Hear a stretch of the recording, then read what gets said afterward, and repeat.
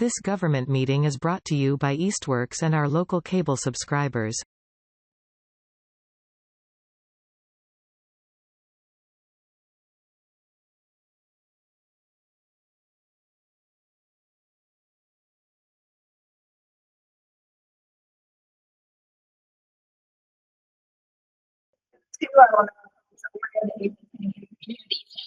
Commission. This meeting is being recorded. This meeting of the Easthampton Conservation Commission will be conducted in person and simultaneously via remote participation online to the greatest extent possible. Every effort will be made to ensure that the public can adequately access the proceedings in real time via technological means. In the event that we are unable to do so despite best efforts, we will post on the City of Easthampton website an audio or video recording, transcript, or other comprehensive record of proceedings as soon as possible after the meeting. Should an interruption occur in which the online meeting ends abruptly, both the in-person and online meetings will not be restarted, and all agenda items will be automatically continued to the next scheduled meeting. Are there any public concerns, non-agenda items? Yeah, they give you a bigger table. We talked about it. Hearing none, we'll move on to public hearings. Our first item is a public hearing for an abbreviated notice of resource area delineation filed by GCA Geo Environmental on behalf of Crown Meadow Corporation at Holly Circle and Crestview Drive, map 166, lots 75 through 80, 83 through 89, and map 171, lots 14-1, 14-2, 15 through 22, and 25 through 29. This is Mass DEP file number 1510327. I understand we have some additional comments from our third-party reviewer. We do. What's our projected up here?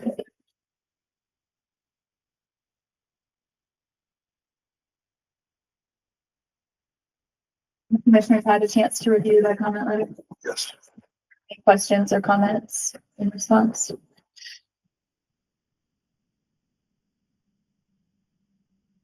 Eva, anything that you want to draw attention to or point out? Not from the comment letter. There was another item under this about the between B10 and B, the zone between B10 and B11. Yep. But with regards to the comment letter, I think ultimately Steve Ribity leaves it with the commission, with this final bullet point about the zone between the flag stations, or between the photo stations. Based on the evidence from the photo station, it appears Steve's review of the evidence was that it is intermittent at those photo stations based on those records during a non-drought period. Okay. And should we maybe turn our attention to the question of that area with where there's still a question about the flagging? Yep. So I corresponded with Jackie Claver about that. Jackie, do you want to just speak to the commission on it? Yeah. I don't know if you want to bring up the OneDrive photos. Yeah.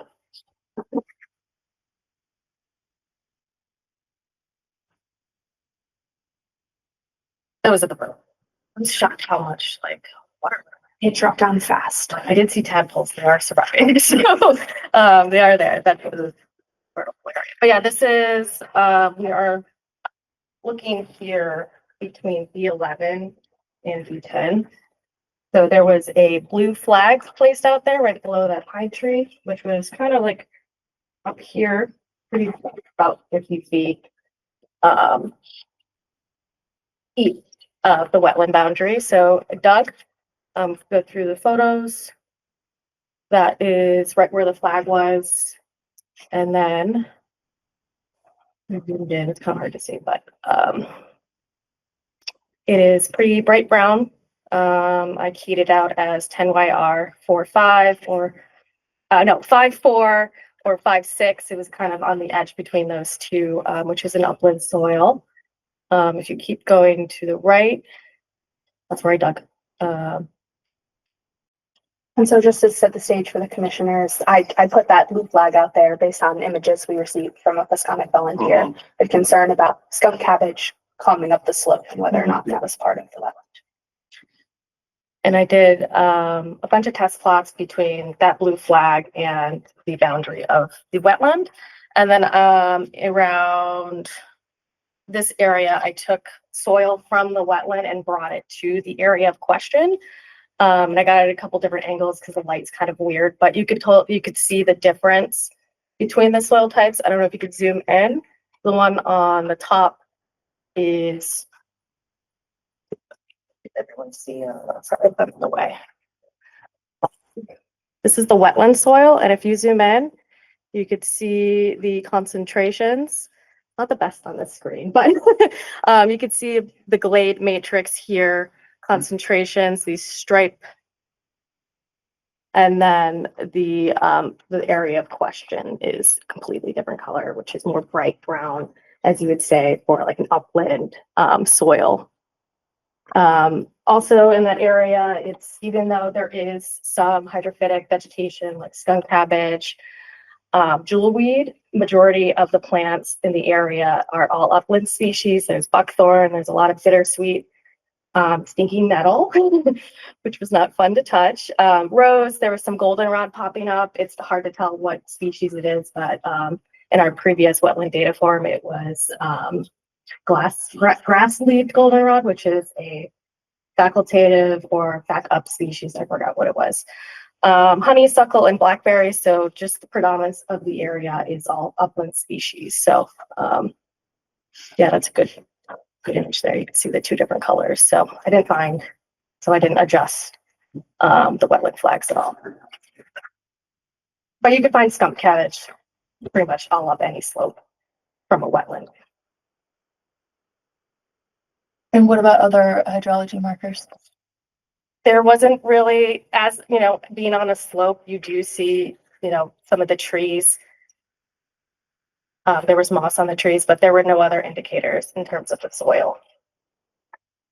Which is the main determining factor, I would say. Well, in Mass, you need 2 of the 3. So if we had significant hydrophytic vegetation and hydrology markers without the soils, Well, there wasn't. It was the predominance of the area was upland species, FAC or FAC-U species. So those 2 factors, I would say, make it upland compared to wetland, because there wasn't a ton of skunk cabbage and jewelweed was just popping up, but the surrounding vegetation of like all the buckthorn, the bittersweet, there's a big white pine out there. So with all of that. What was your sense, Ava, of the location? I mostly agreed. I didn't see any other hydrologic indicators out there. I didn't see any, of the classic sort of rooting structure at the base or anything like that. I also took a look at the soils and agreed that they didn't look like chroma 2 or less with significant redox concentrations. So there was quite a bit of skunk cabbage, and I see why the Pascana volunteer believed that to be a telltale sign, but I didn't see the soils telling the story. Okay. Other questions from the commission? No concerns, no.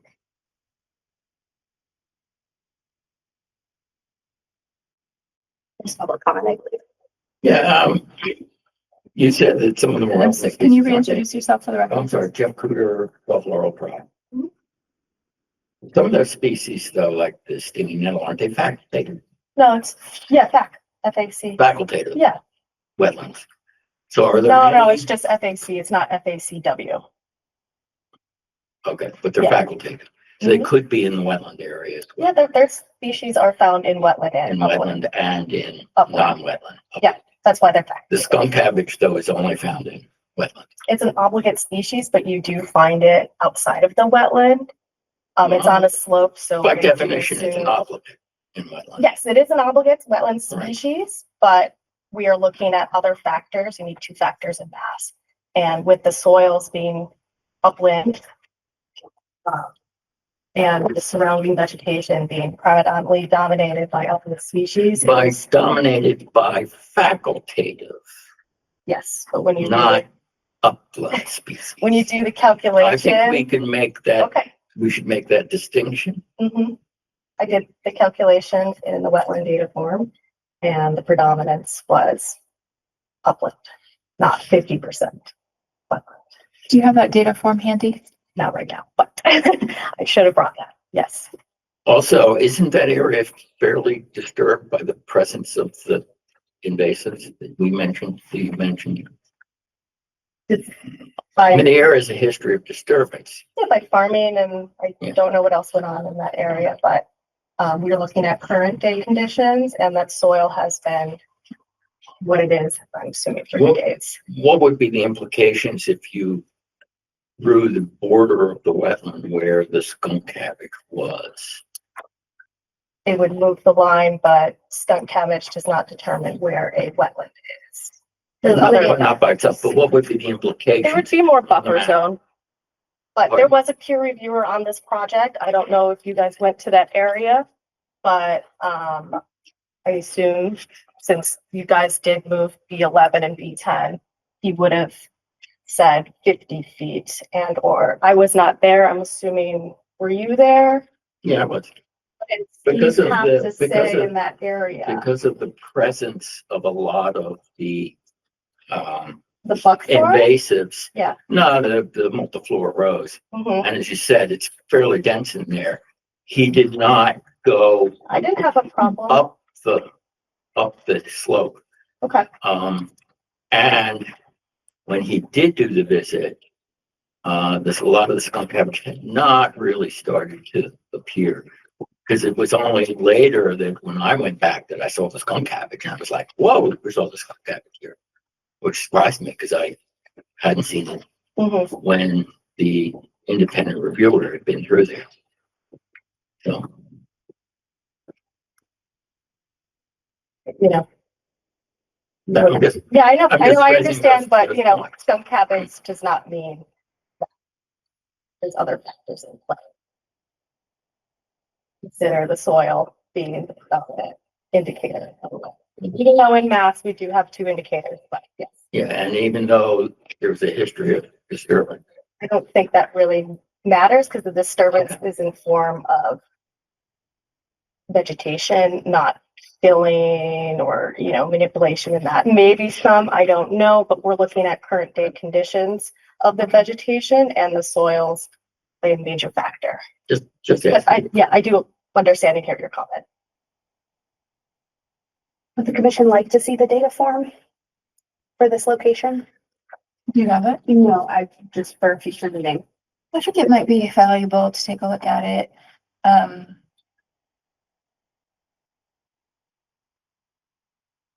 Do you think it would really play much of a difference just seeing how upland the soils are? Because we're talking, got the list here, species, and it's more than, you know, it's like 9% facultative or back up.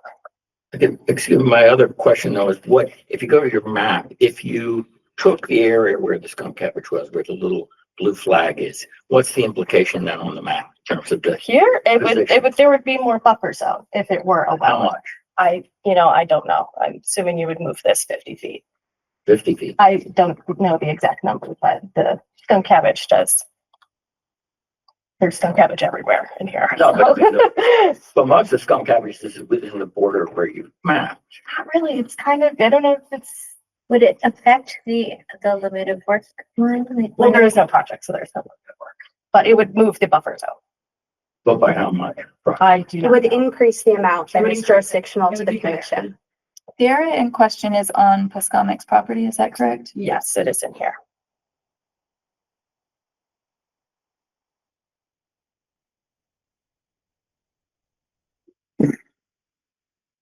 This, excuse me, the skunk cabbage doesn't go up to the property. I do not know, it might, but you know, I really don't think so. it went up, you know, it's all over out there, so. But skunk cabbage is not the main determining factor of a wetland. No, but I'm just saying. Yes, I do understand. That's why I was asking the Yeah, question. yeah. If you took where the blue flag was, where you did this soil thing, which is Mhm. sort of in the middle of that. patch Yeah, of it's like in skunk, the or- middle, Well, no, it's on the between that. edge of where the skunk cabbage is really. Yeah, the blue flag was at the base of the tree, which was the edge of the Yeah, skunk yeah. cabbage. So I was just saying, where on the map is that location? You know,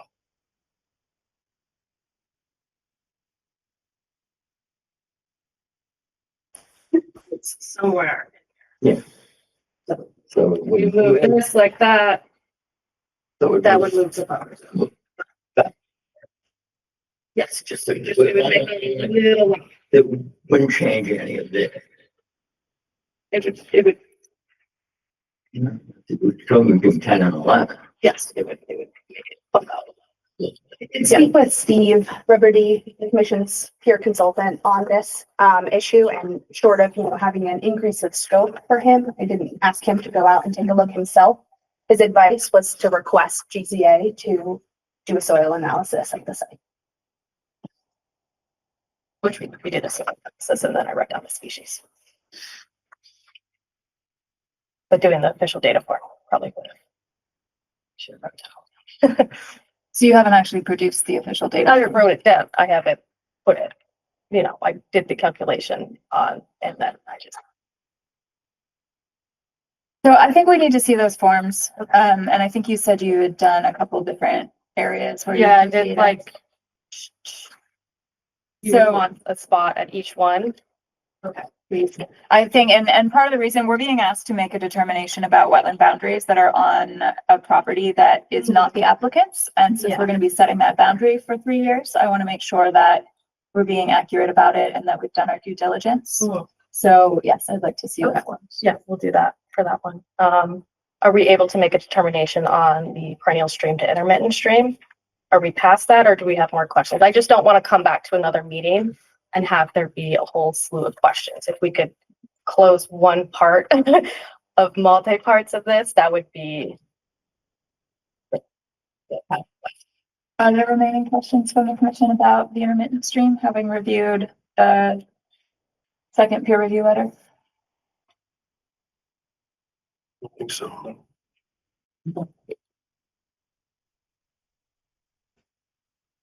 What are the commission's inclinations in terms of interpretation?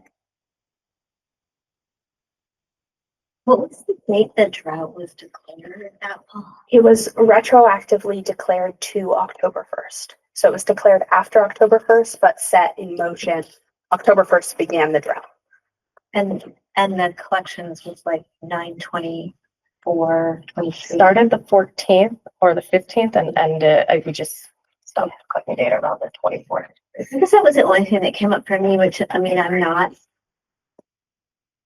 not a professional consultant, so if he thinks it's okay for it to be intermittent, that makes sense to me, given everything he said in that letter. I just kind of wondered, about, it seems to me by the time you declare a drought, that things have been getting drier and drier and drier for a while, and it makes it hard to assess the status of a stream. But the facts are where they are, so. I certainly wouldn't want to stop us from saying it's an intermittent stream if everybody else. Other thoughts?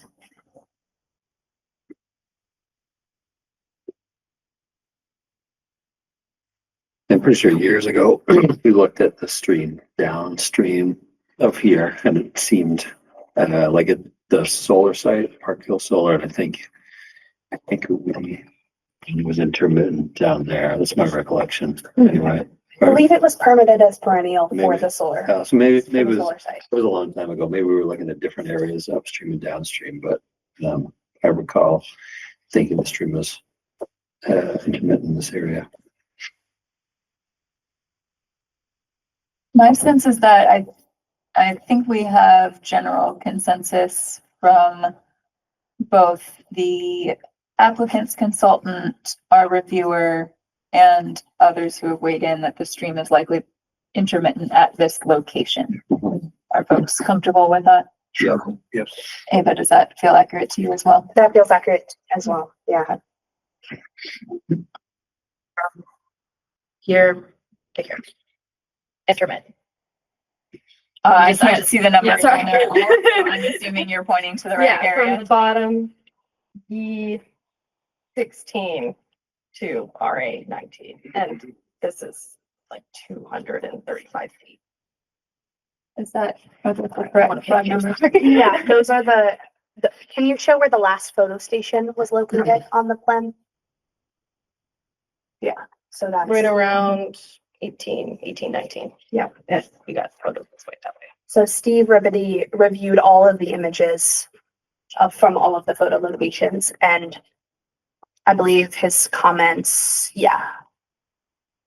around GCA's provided video evidence of the stream dry at each station and immediately upgrading it and downgrading it up at each station. And I would say that has been included. Great. Okay, so the rest of the questions I will get 3 data forms. Around B10, between bench, Yeah. B10 and B11. And otherwise, I believe the commission, I believe the commission did not have any other questions regarding the flags. I don't think so. I don't think so. Okay, Okay. thank you so much for coming, Jackie. We'll Thank you need for a coming. motion to continue to May 11th, motion to continue May 11th at 6 p.m. May 12th. Also, perhaps? all right. I'm not coming on Sunday. All those in favor? I, Aye. All right, so continue to May 12th at 6 p.m. Thank you. All right, our next order of business, listed on the agenda is public hearing for notice of intent at 385 Main Street, Mass DEP file number 1510330. That item has already been continued to May 12th, so we will not be discussing that this evening. Moving on to item C, public hearing for request for determination of applicability filed by Chris Kusek on behalf of Hilltown Cooperative Public Charter School for playground rebuild at 1 and 3 Industrial Drive, map 114, lot 30 and 29-2. Do we have someone here to speak to that matter? Yeah, I'm Chris Kusek, the head of school for Hilltown Charter. Great. Would you like to come up for? Yeah, sure. Thank you.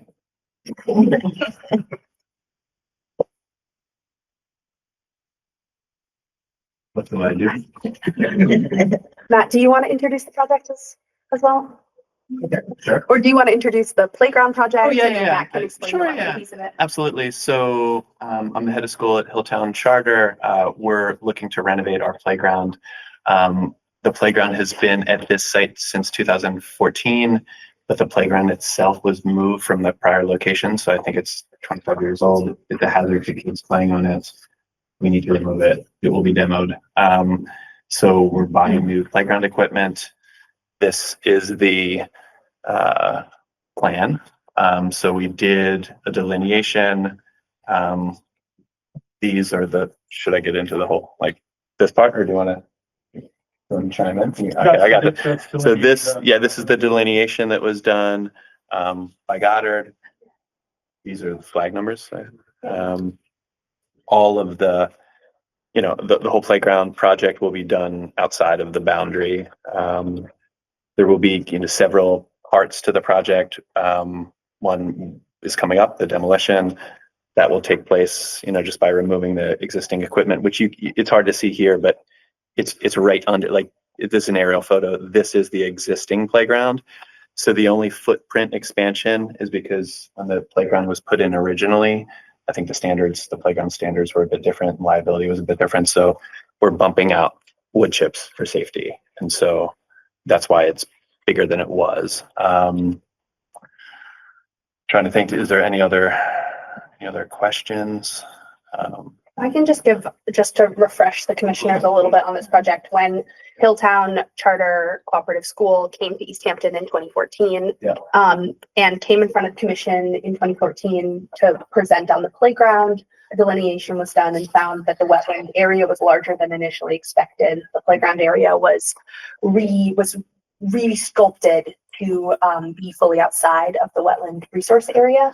And the wetland resource area, the BBW at the time, was being mowed by the previous tenant of 1 Industrial Parkway or 3 Industrial Parkway. And part of the conditions of Hilltown Charter coming in and building this playground was to keep the play area out of the resource area and allow the wetland resource area to regrow and do some invasive management, which I understand that the school has done pretty considerably through their resource area. The commission's also seen projects from this school, a trail project, I think more invasive, hand pulling. That's my understanding. And so when I first came out here with Matt to take a look at the wetland border, we wondered if the wetland border followed the tree line here, between the grass and the trees, as was indicated to occur in their 2014 plan. We found that the wetland line was a little closer to the current play structure, Yep. than the current play area is. The area might have gotten wetter in the last 11 years. But just to sort of provide some of the context about that. And based on Matt and I's soil analysis when we were out there taking a look in this kind of area, I requested that they contact a delineator to do a delineation and to change the playground plan accordingly to be outside of the resource area if they wanted to permit this as a buffer zone overview project. Thank you for filling in the gap. And then one just additional thing to add, after this was done, we really want to be sensitive as we can to the wetland in the new delineation. So we did work with our playground manufacturer to redesign as best that, to kind of utilize any constraints we can or remove any constraints we can. So we redesigned the orientation, especially of the slide here, like it used to face this way, and then kids would be coming out this way, closer to the wetlands. So we tried to reorient this piece and rotate it as much as possible to even increase the buffer from the flags to what will be the new playground.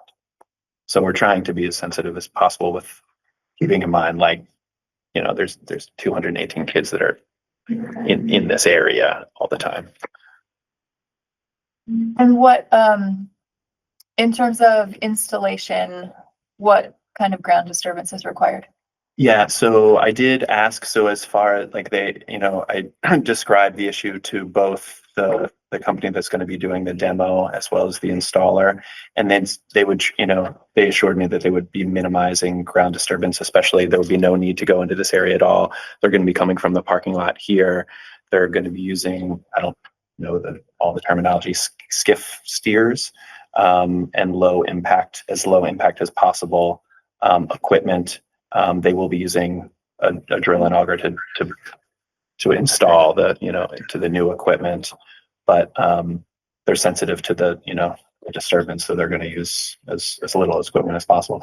For the demo itself, it's a combination. We'll have dumpsters here that will take out the old material, but some of that work will be done by hand as well for volunteers. And do the wood chips, do you have to excavate for that area? Do they go on top of the existing ground surface? We would be removing the wood chips that are currently here because they're older and then refilling it, but it's all above ground. Yeah, they'll be built up with 4x4 kind of container, and then everything's above ground because we know it's wet, right? If we don't do that. And so those are contained within some sort of boundary? Yeah. So they won't be spilling into the wetland? Exactly. This would be the new boundary. The old boundary is right here. It's hard to see, but it's all contained. Yeah. Yeah, for sure. Questions from the commission? I don't think so. Maybe. Where there's another map that showed some trees that you're planting at Sycamore and some trees. I couldn't quite get that map to line up with this map. So where's the planning gonna go? Are you referring to the old playground construction from 2014? Oh, maybe I was looking at the old. It is pretty isolated. I think it's jurisdictional. In this area? Yeah. Yeah, the project we're planning, we're Right. won't involve this area, but there has been work. This one, yeah. the 2014. That's Yeah. the 2014. So this was the 2014 plan, and the updated one after the resource area had been fully delineated and Right. replanned. And so this was the previous structure. Yep. So in the new one where the border bumps out over from where it was, will you still be mowing that area? Well, I think that's something for the Yeah, commission if to you tell decide. us, that's up to you. Right. The commission in 2014 decided that continued mowing of the wetland was not in accordance with the wetlands regulations. But the wetlands were further back. The wetlands were further back at that time. Or there was a plan to site discrepancy. Right. Involved in the construction. Yeah, but it looks like we don't have a form prepared. I did not Am I prepare a missing form. it? Okay. Yeah. So, would you please? Yes. My apologies for not having that prepared. I think we would be looking at potentially a negative determination with, conditions. I forget which one that is. Two? Three. Yeah. I think it's 3. This is, we do have a wetland border report from Goddard. If the commission had a chance to review that. Mhm.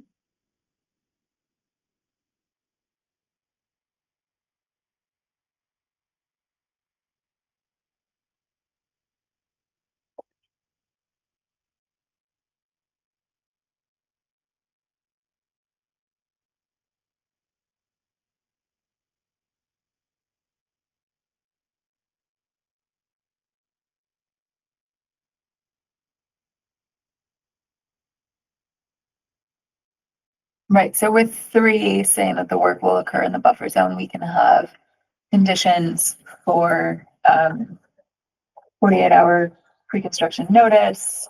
I think I saw a straw wattle on your plan, but it wasn't clear where it was to be located. Can we go back to that for a second? Yeah.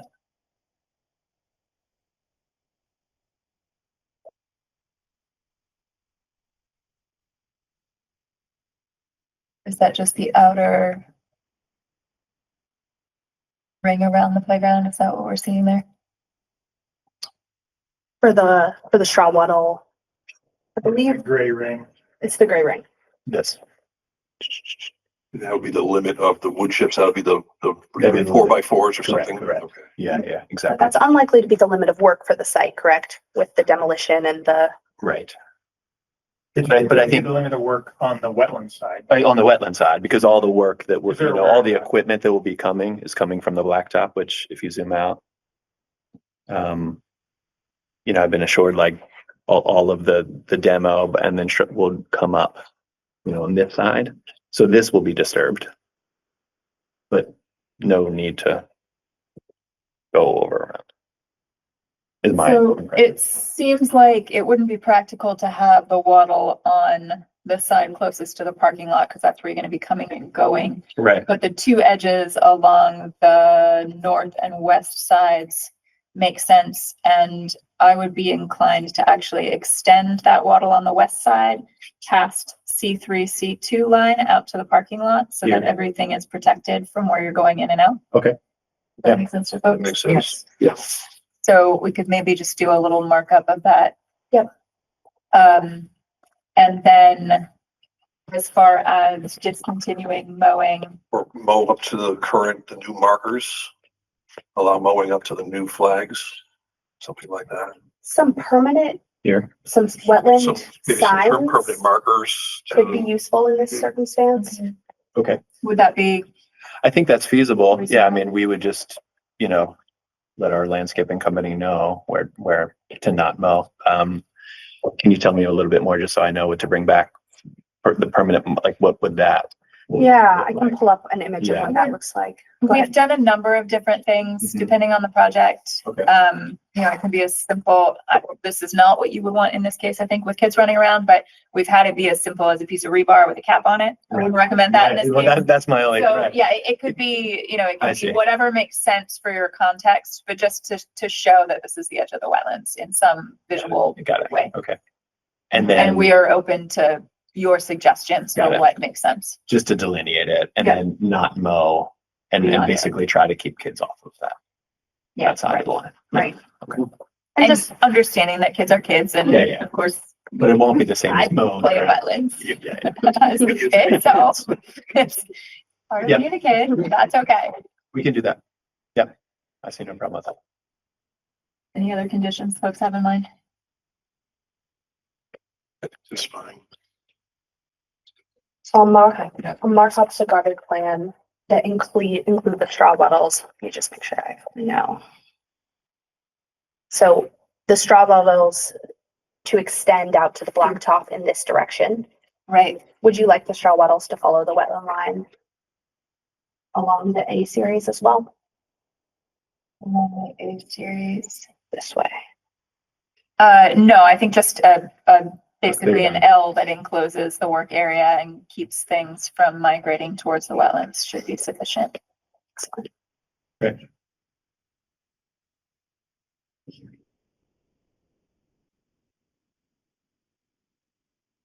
And then ceasing of mowing and permanent wetland signs. Does it matter how many, like as far as signage? When I'm thinking about how many to like draw that line, 2 or 3? Usually what we do is ask for the owner to present a proposal and then, Okay. we'll consider it. And so maybe we just do it as the condition to be that they present a proposal and then, have that approved and installed within, I don't know, 6 months of the project. When are you planning to do the work? In a few weeks. Okay. It's nice to have the monuments where there are flags, but this is such a straight line that it should be pretty easy for the landscaper to like Yeah. follow the line. If Yeah. there's, Yeah. like- I mean, there's flags now, so I'll just have them. Yeah. Yeah, and I think Matt actually put some stakes in. Yeah, we have stakes, semi-permanent stakes. The flags were too tempting. They were pink. Yeah. So we can put something in place. So a proposal for a number of signs and their locations. Okay.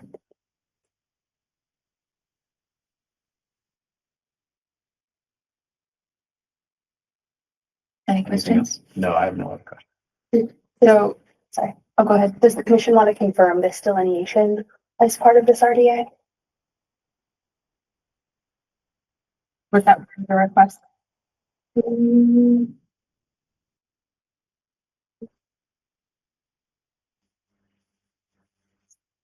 We weren't asked to approve the boundary, just whether the activities were Jurisdictional. jurisdictional. Great.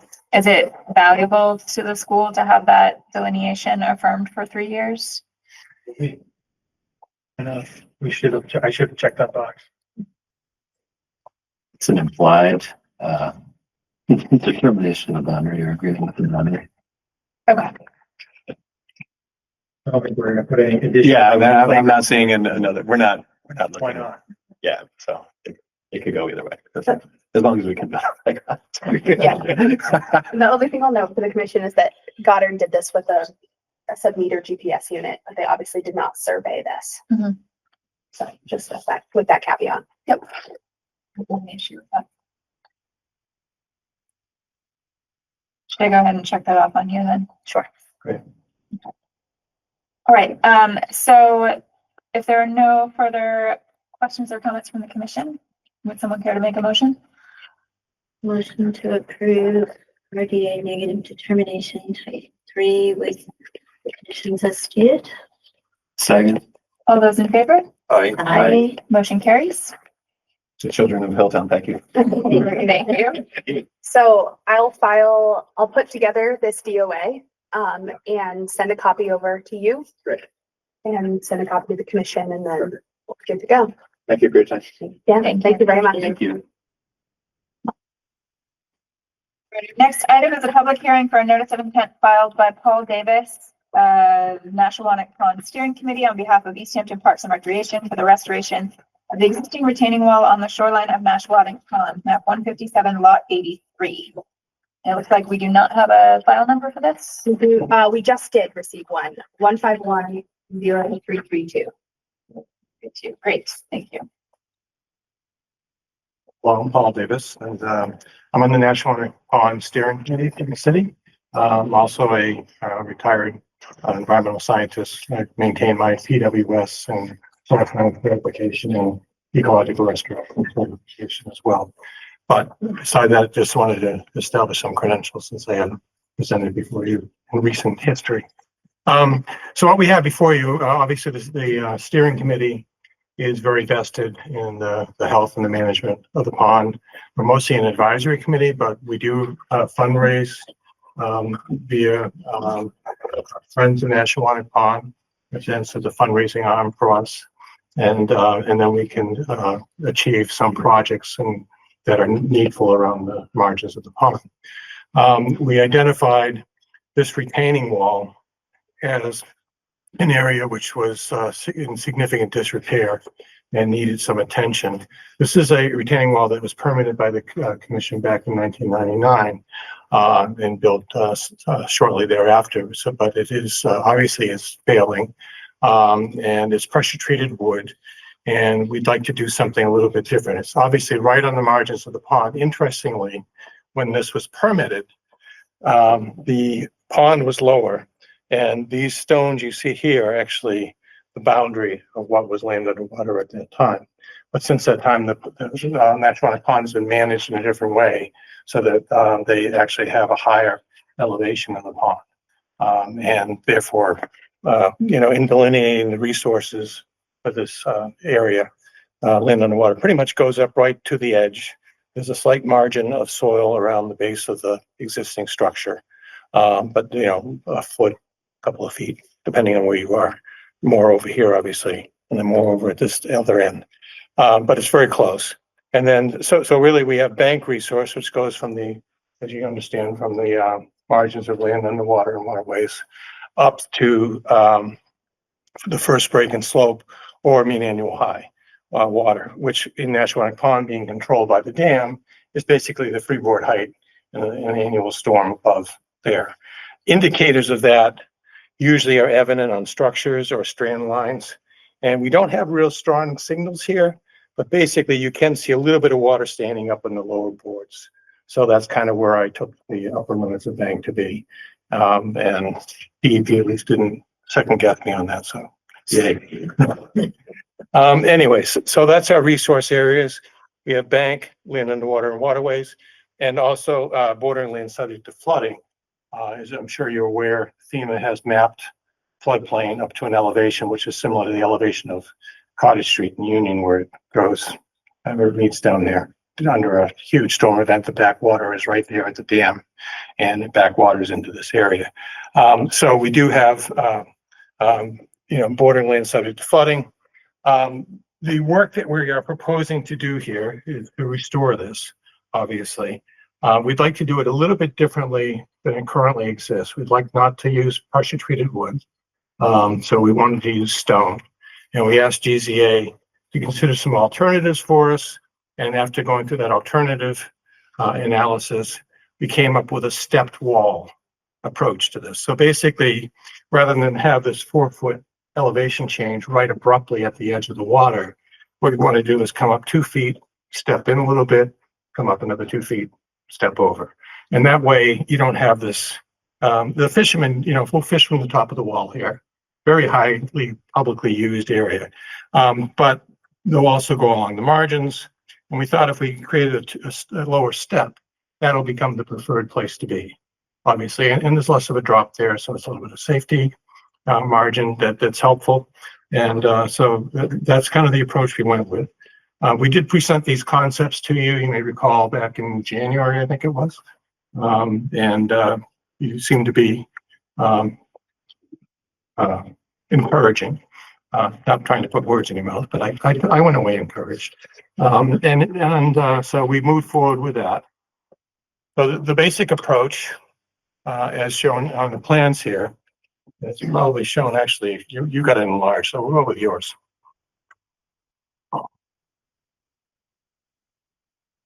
So this is existing conditions. The B numbering is the existing bank. So as you can see, it's right on the bottom of the wall. The proposed work is to obviously remove the existing timber, excavate down a little bit, put in a base of 3/4 inch gravel, and then build up the stone wall structure on top of that. In order to accomplish this work, we're basically working right on the edge of the water. There's no way we're not going to be touching the water. So we are working in resource area. It's unavoidable. So the way to do that safely is to create a little bit of a cofferdam around the margin of it. Fairly tight, but still you're in the water. It's about 300 square feet if you add it all up.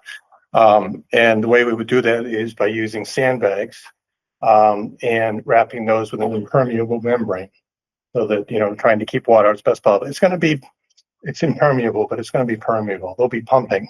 And in order to deal with that pump water, they'll be maintaining a pump. We go up here with a bladder bag, and which is like a silt bag. So you're pumping into the bag, and it's like silt cloth. So it retains a lot of whatever sediment is pumped into it, if any. You're not trying to do that, but you're going to get some. And then surrounding that, actually, if you go to the next page, next sheet, you can show a detail of that. This one right here. So here's the dewatering bag. They call it it's a proprietary name, a dandy dewatering bag. Sure, Danny. But surrounding that would be straw wattles as well. And then also in the narrative, we described that because we're up on a little bit of a bluff here with a steep slope, where once we establish what the preferential flow path of water running out of this area is, it's not going to be everywhere. It's probably going to be concentrated towards the pond. We can lay down tarps and try to get water to flow on top of that as opposed to cause any secondary erosion. So that's the design plan, and we'll modify it in the field if we need to. We haven't gone out to bid yet, but our intention is to design the bid specs to include these types of operational variability so that the contractor can adjust to any situations that may come up that we're not happy with in terms of providing adequate sedimentation and erosion control. So let's go back to the first page if we could. Thank you, Eva. May I ask about your sandbag detail? Yeah. It looked like you were showing super sacks, which in my mind are like the 3x3 or 4x4 bags. Yes. Are you really anticipating a double layer of those? It's a substantial coffer dam. Yes. I don't know how deep the water is at that location. It's shallow, but it drops off fast, so it really depends on where you do it. The problem, actually, if you go back to the cover page for that photo, you can kind of see the challenge. And zoom in maybe on that. You can see there's like a shadow. These are stones that were actually placed. They called it a stone wall, but it's basically it's an archipelago of slightly submerged stones that go along here. I don't think we can put the sandbags on top of there and accomplish anything. So we're going to need to be on the outside of those where we hit actual muddy sediments so that we can try to retain water, because otherwise I think we'll be fighting a losing battle. So that was the goal of that, was to do it. And in order to do that, you'll be submerged enough. I don't think it's going to be, obviously, we're not going to ask them to build the wall of China here to try to create that. But yeah, they are super sacks in the sense that they are large sacks of sand. But if they don't need it double, the contractor's not going to do more than he needs to do. That's just money and time for him. So, we'll get away with as little as we can. But I would anticipate we might need to. So this is a close in of the margin of the soil. As I mentioned, there's a margin of soil that goes on the base of this thing. There are some wetland plants in there, but again, it's within the limits of bank. So it's not uncommon to have wetland plants on a bank. So it's still the bank resource and not BVW that we're dealing with. You can see here, I have this photo in here just to show that how the structure is actually breaking apart at the vertices where it comes together. And right now, I wouldn't say it's a gross safety hazard for people. I walked along there, I don't feel unsafe, but you do see that it's failing. And there's actually one photo in there where you can see it's starting to undermine as well. Just actually it's around the other side. I don't know which photo it is, but yeah, well, here you can see this soil coming out of it. Then there's another one, if you look at the bottom, where you can see there's actually a little bit of undermining happening and they're starting to lose some material there. So it's a good time to catch it, quite frankly. We're hoping that with your approval, we would be able to go out to bid. We need to have the money in hand before we can go out to bid. So there's grant applications first and followed by going out to bid. And then obviously trying to construct. Optimistically, we'd love to do it in the fall. But this isn't really something I think you can do in the wintertime under ice conditions. So there's a point at which it's not going to be practical to do it. So we'll have to see how that goes. So it really depends on how fast we can get our ducks all in a row in order to move forward. So that's kind of the basics. Oh, I didn't go back to the plan. I need to talk about the other area. Actually, can you pull up the photo of that one? David, do you know that? The photo of which area? Oh, yes. Actually, I have it on here too. It's this photo, right? Yes. Yeah, so this is an area that's off, the structure we've been talking about is over here. But just over here, that's the boat ramp across the water. There's an area where fishermen have been going down and they're kind of kicking out the vegetation here by constant foot traffic. And there's a little bit of whirling surface erosion there. It's not gross, it's not too bad, but it's happening. And we've had different conversations with different boards, and the curbstone that was reclaimed as part of the Union Street project, they said that we could use any of that if it was helpful. And we thought what we'd like to do here is put in some curbing steps going down to kind of create a controlled access down here. So that was the idea of putting some controlled steps down in this area. On the design plans, it's shown to be fairly similar diagrammatically to here, but the intention over here is not to do anything as dramatic. These are 2-foot lifts. Over here, we could really step it down with the curbstone to be, maybe 10-inch, 1-foot lifts, something like that. More like a normal staircase, much as you'd see on any trail, and we could maintain it as such easily. The simpler we make it, the easier it will be to maintain. So that would be the goal there. So that's, again, is pretty much the intention and the proposal that we have, and happy to answer any questions and go to the next part.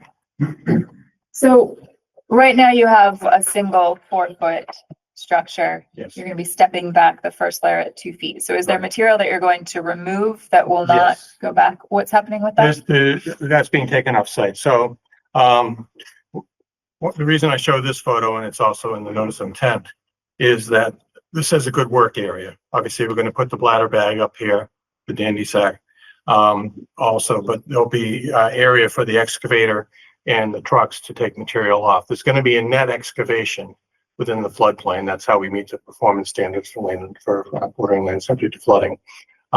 Because we're doing the stepped arrangement, it's actually a net excavation. So we are on the plus side of the equation for that. And we meet the performance standards for bank and land underwater also. And I detail that in the narrative, but I think that was fairly straightforward.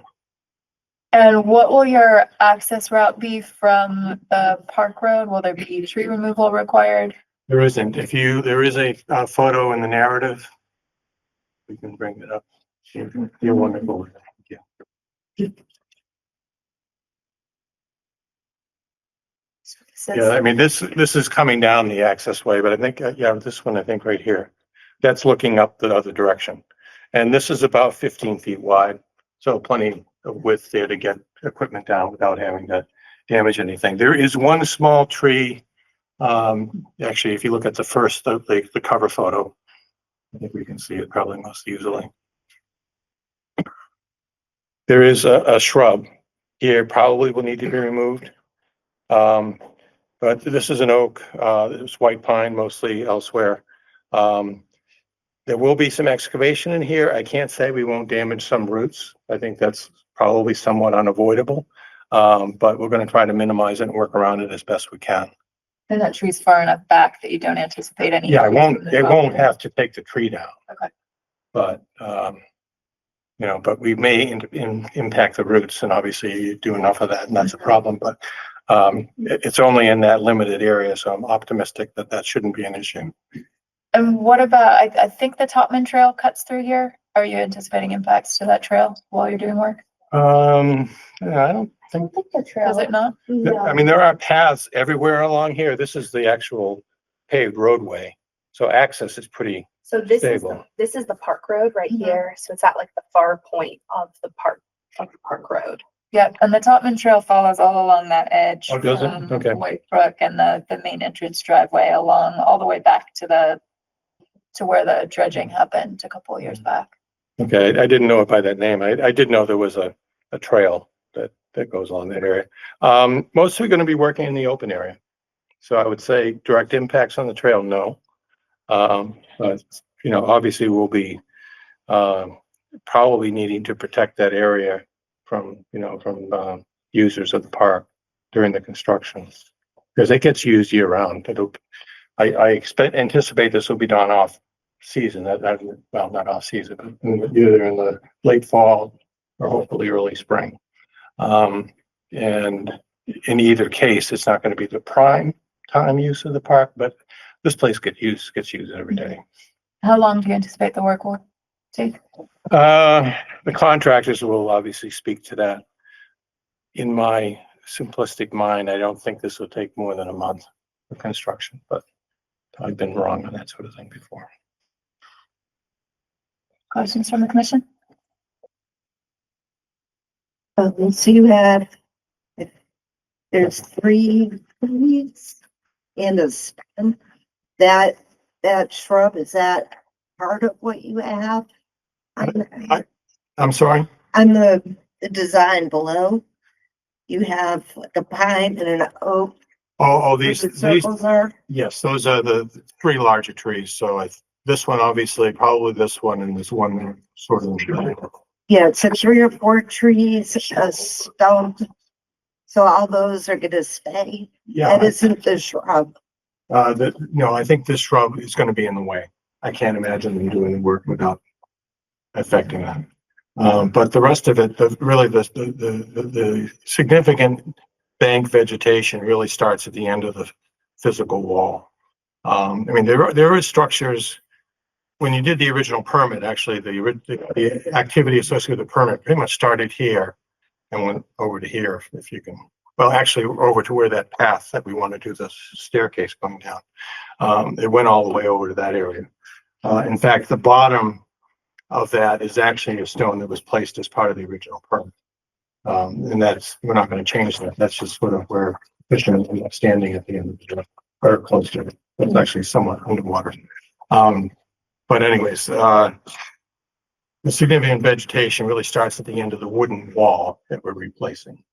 And so we shouldn't have to do too much work around here. There may be a little bit of marginal damage right on the edge. And I think the area, the shrub vegetation that's immediately above that, adjacent to the wall, will be damaged or will be removed. I don't think there's a way around it. We have the original NOI and order and plan if the commission would like to look at that. I don't feel the need to see it. Other questions? I was going to ask, in between the stone tiers, the flat surface that's going to be loamed and seeded, basically. Yes.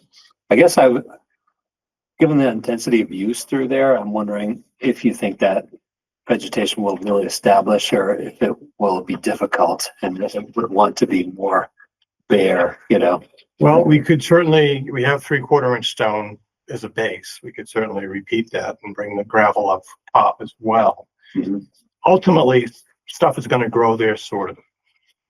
But it's also going to be compacted mostly. Right. It's pretty trampled now. Yeah. Yeah. I mean, it's a heavily used area. I mean, have never been out there where I haven't seen somebody, even just a quick passerby, but usually fishermen. Yeah.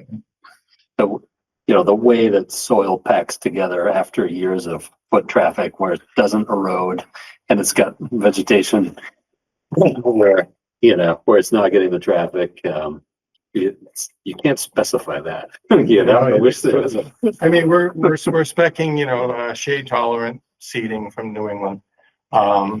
And, but you're absolutely right. Yeah. I mean, how much of that's actually going to grow?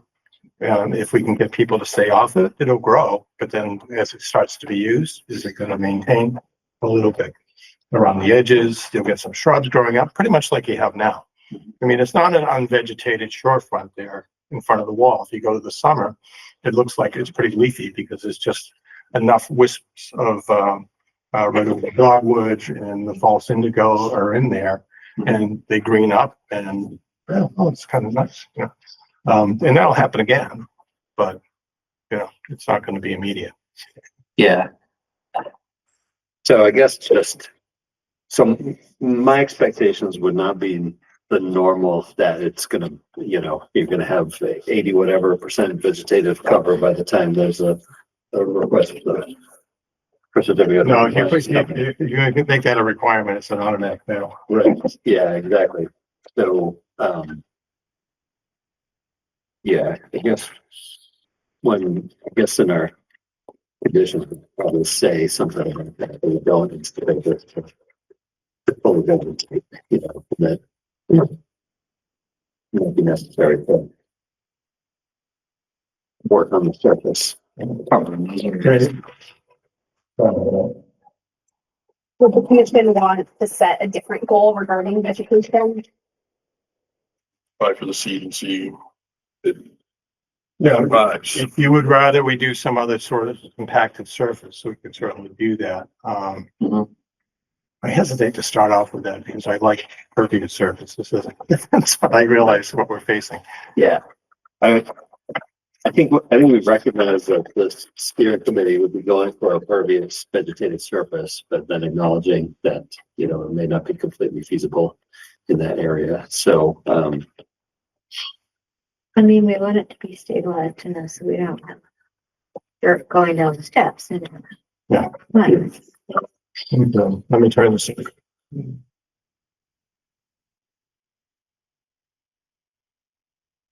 So I don't know how we accomplish that if it's not vegetated. We'll put some kind of jute thing over it for the winter. Yeah. After the fall, put a jute mat over it. Then feed it and see what happens. I mean, it may be that the fishermen will preferentially use a small portion of it, and Right. maybe not all of it, and maybe those parts will be, one advantage that we have now is that, or with this design, is that because it's stepped, they may not be standing up in this area as much, so that may vegetate a little bit better than it is right now. But quite frankly, as you've seen in the photos, this whole area gets heavily used. Yeah. And there is some regrowth in this area that we talked about, but not so much right along the wall because that's where people want to be. Yeah, I think my inclination would be to write the order with some monitoring of growth and plan to adapt as needed. But try to get it to vegetate if we can. Yeah, As you said. it's always the goal in my mind. 3 years of monitoring.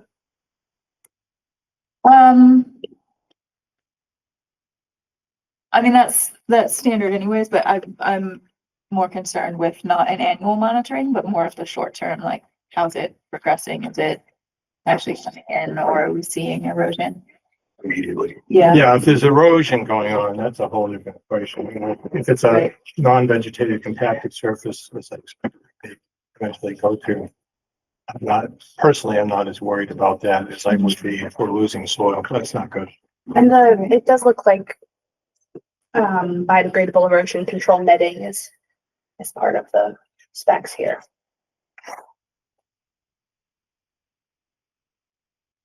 And where is that? Well, we're using geotextile underneath, Right. and there's some right under here, on top of it, but there wasn't anything on the surface. Oh, okay. My apologies. Yeah, ideally the vegetation would take hold, but I hear your concerns and I share them. What is the geotextile accomplishing in this case? It's just a separation between it's all Windsor soils in this area, very sandy. So we just want to maintain the crushed stone base, without having it get, smushed into the underlying soft sands. So that's the desire. But you have geotextile, am I misreading? I thought you said you had geotextile on top of the stone. It's Under here. I'm looking at that line there and in here. I was assuming there was some kind of geotextile there as well, but perhaps not. And Paul, what is this? Oh, you're right. Erosion control netting, biodegradable. I missed that. Okay. So I assumed this was the biodegradable erosion control netting. Yeah, I looked at that and said, surface of soil. That makes sense to me. But, no, you're right. They did spec that. And I'm happy with that. The geotextile is just on the bottom. That other line is maybe just a demarcation of materials. It doesn't look like anything's. Yeah, perhaps that's just the break between the crushed gravel and the soil. It does say geotextile fabric, bottom sides and top Okay. of crushed stone All backfill. right, there you You go. want to keep the soils from getting into the stone, so you put the fabric there also. Yeah, so, and that, In this case, though. yeah, you don't want to lose the loam to the gravel. Get into the cracks of the gravel, that's all. the crushed Yeah, so it looks like they're wrapping all the way around. Why they use the different weight of line, I'm not sure, but So this area this is the area we're discussing about right. the likely compaction and the erosion of And back from that. and back, right? Could the area between the steps also be stone? Like not like It could be. large. I mean, pieces and of eventually stone? that will, anybody who tries to maintain gravel around their house, for example, will know that fills in and something will grow. Life goes on. But we can go either way with it, quite frankly. We're gonna have the gravel material, so we can make it all gravel, and it's a good stable surface. And we just try to seed it and give it a season, and then if the monitoring shows that it's not working, make a plan B. Yeah, if I were a kid and it were stone, I'd be. Kicking it into the kicking bottom. it around Yeah. everywhere. Well, Yeah, there won't be skipping stones. but yeah, That's what we say. yeah. Yeah, soil was good. If I were, even, yeah, but I guess we'll see how soil goes, but if it compacts, and nothing grows, then we'll see if we're still happy with it, or if we work with you all to have something different. Yeah, I mean, it's a highly used area. We don't want it to become shrubs, but, it's because we do want it to be still an accessible shorefront. Yep. For folks to use. Getting it forward. The other thing I was gonna say that if we've been talking about like super stack copper dam, but if your contractor said they wanted to do a reporter dam or something, anything other than loose granular material, that probably it's okay with me. I don't know what anybody else. Yeah, whatever would work in that setting that will allow them to work in the dry. Yep. That's Just other than loose granular. Yeah, one thing I thought that, and we haven't done the specs yet, obviously, for this, and we'll be working with the city to develop them, but I'd like to see shop drawings for their specific approach to the work, because if they have any nuanced differences between what they show here, obviously that's fine, as long as it's not more impact, and if it's something significantly different, obviously we need to present it to you guys. But we wouldn't allow them to do anything that was inconsistent with the order and that you developed. But as I already implied, one thing we would probably want them to get a little bit different approaches. I don't want this to look like this. This is the fisherman access going down the slope. I want this to be a nice little place where people can walk down to in a stable way without causing new erosion. But I would prefer that it not look like, the 2-foot lifts. I think that would be overkill and not necessary. So right now, we don't have a detail or anything in the plans that matches what you described for that area, do we? No, but it would be less than what's being proposed. So if you're willing to approve what we have proposed, if we can get the contractor to come up with a safe use of the curbstone in smaller steps, it's going to be less impact, less excavation than what you would be permitting. So to my mind, that's a no-brainer change under the order of conditions, if you agree.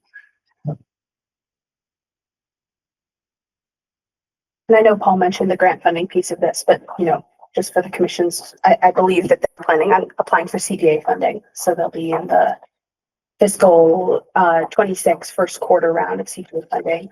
Decisions are made in September. Okay. I don't have any more questions. I'm good. I think I'm good with it. And Mark Simpson did review this project when he issued the file number, and he had no comments. What? I actually called him and confirmed that he had left off the comments. I've seen it before. I have 2 minutes for here, and I've gotten plenty of comments from Mark over the yeah. years. Yeah. All right, are folks ready to make a decision? I think so. Is it a motion to approve the notice of intent? Yes. So We don't have a form But we here. do not have I a guess the form, so motion to approve the notice of intent with, we're going to have some monitoring occurring. So Mhm. what's the time frame for that? Right, so I haven't drafted a set of conditions yet. Would the commission like to review the conditions at the next meeting? It won't affect our timeline if that's a Do concern. folks feel like we need to, I think It's a the simple gist condition. It's a is, yeah, simple the condition. monitoring. The normal Okay, yeah. 60 or 70 conditions. Yeah, Okay. I'll make some judgment calls about which ones apply in this circumstance. Yeah. And what I wrote down for monitoring is that we're looking for twice annual monitoring of the regrowth of the exposed areas for 3 years. Maybe a little more frequent in the first 6 months or something like that. yeah, I think First growing season. it's more like several times during that first growing season to see how things are going. It Okay, doesn't need to be anything real formal, we just, photos, a report. How's it looking? okay, More of that kind of thing. okay. Or not even a report, photos and like an email So monthly documentation. in the growing season following construction, Sure. occurring like the one that happens that the growing season where construction occurs and then the following growing season. Well, if it's good. Whatever seed would take, Right. depending on construction timeline. Depending on when the work is done, it's looking increasingly likely it'll be 26 early, but, assuming that that's when it happens, that's the first growing season. The contractor will actually be on the hook to make sure that we, Mhm. if they promised that we would have growth or whatever, they're on the hook for that typically. So that will be happening anyway, but obviously we'll keep you in the loop and then do whatever additional monitoring needs. Excellent. So monthly reports during the growing season of construction, when seed would take, and then the typical 3-year reports. Okay. We usually do 3 years. That's a standard for a PVW replacement. Replacement for sure.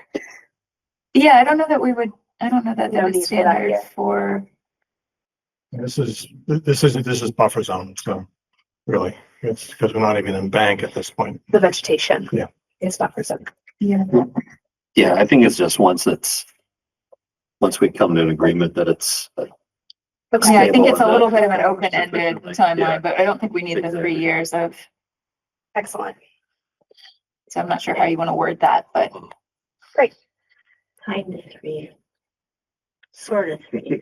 I would say hopefully Like, not will 3 be years, but less than. hopefully it's firmly established and One everything's growing looking season, good that's after right. the first season. Ish. We'll come in with a certificate of compliance like within 6 months and then we'll be done. Because everything's Maybe gonna not. grow perfectly. That's right. Okay. And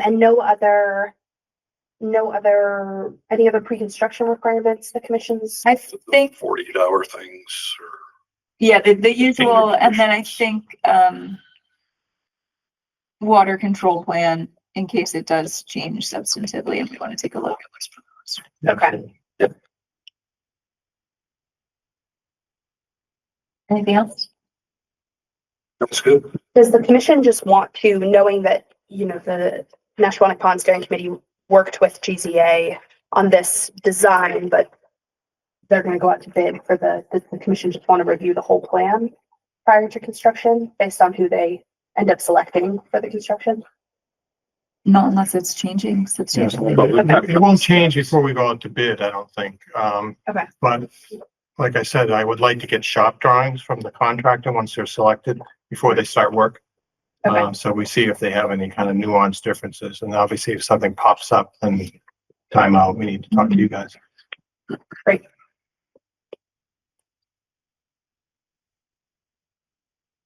All right, so I think we have a motion. Motion to approve the notice of intent with the conditions as discussed. second. All those in favor? I, Motion carries. And we'll get that mailed email? Yep, Out to you, Bob. I'll mail you the original. It'll need to be registered at the registry of deeds, Right. and I will file it with Mass DP. We'll be on our merry way within 21 days. Great. Thank you so much. Yeah, hopefully the funding goes that well. Good. Yes. Good luck. All right, we have no request for certificate of compliance this evening. Any updates on enforcement actions? No updates on enforcement actions. Open space updates. Open space updates. Okay. Just because we've been keeping it on the agenda, I put it in for reference that the next time we'll have an update for Echodale West would be early June. Okay. Just so we have a timeline on that. That was when Chris Politan indicated he would next do a full year application. Great. Moving down the line, no updates on 385, Borkowski parcel. We have some members of the public here, some members of NEMBA here to speak, have a couple public comments to read on this. The discussion topic around Borkowski parcel this evening is about e-bikes. Commissioner Buckert has some pieces of Mass General law to share about that. I have those pulled up ready to discuss. So I'm not sure where we'd like to start. Do we want to start? NEMBA has prepared a presentation. We begin there. That'd be great. Hey, everybody. My name's Scott. I'm one of the VPs on the local chapter of NEMBA, and we presented a few months ago, maybe now, about some other work we're doing in the V parcel, but this one tonight is about e-bikes because it's becoming, more and more popular and just bringing awareness to what they are really. Because I think there's definitely a lot of confusion about them. So we've been asked by lots of other towns and organizations to kind of help out with learning more about them in general and then helping to make decisions with them. So that's kind of what we're doing tonight. In the grand scheme of things, it would be great to get approval to use a Class 1 electric mountain bike in V parcel. There's no way of saying really if it's allowed or not allowed right now. So just getting kind of an answer on that would be good. So anyways, we'll just start with what an electric mountain bike is. Again, we're specifically talking about mountain bikes, but I can answer questions on the bikes that go on the bike paths too. This is though for mountain bikes. And so Class 1 here, you can see 750 watts or less. That's about 1 horsepower. And then the assist limit is 20 miles an hour. So the big key to this though is that you can only access the assist by pedaling. There is no throttle.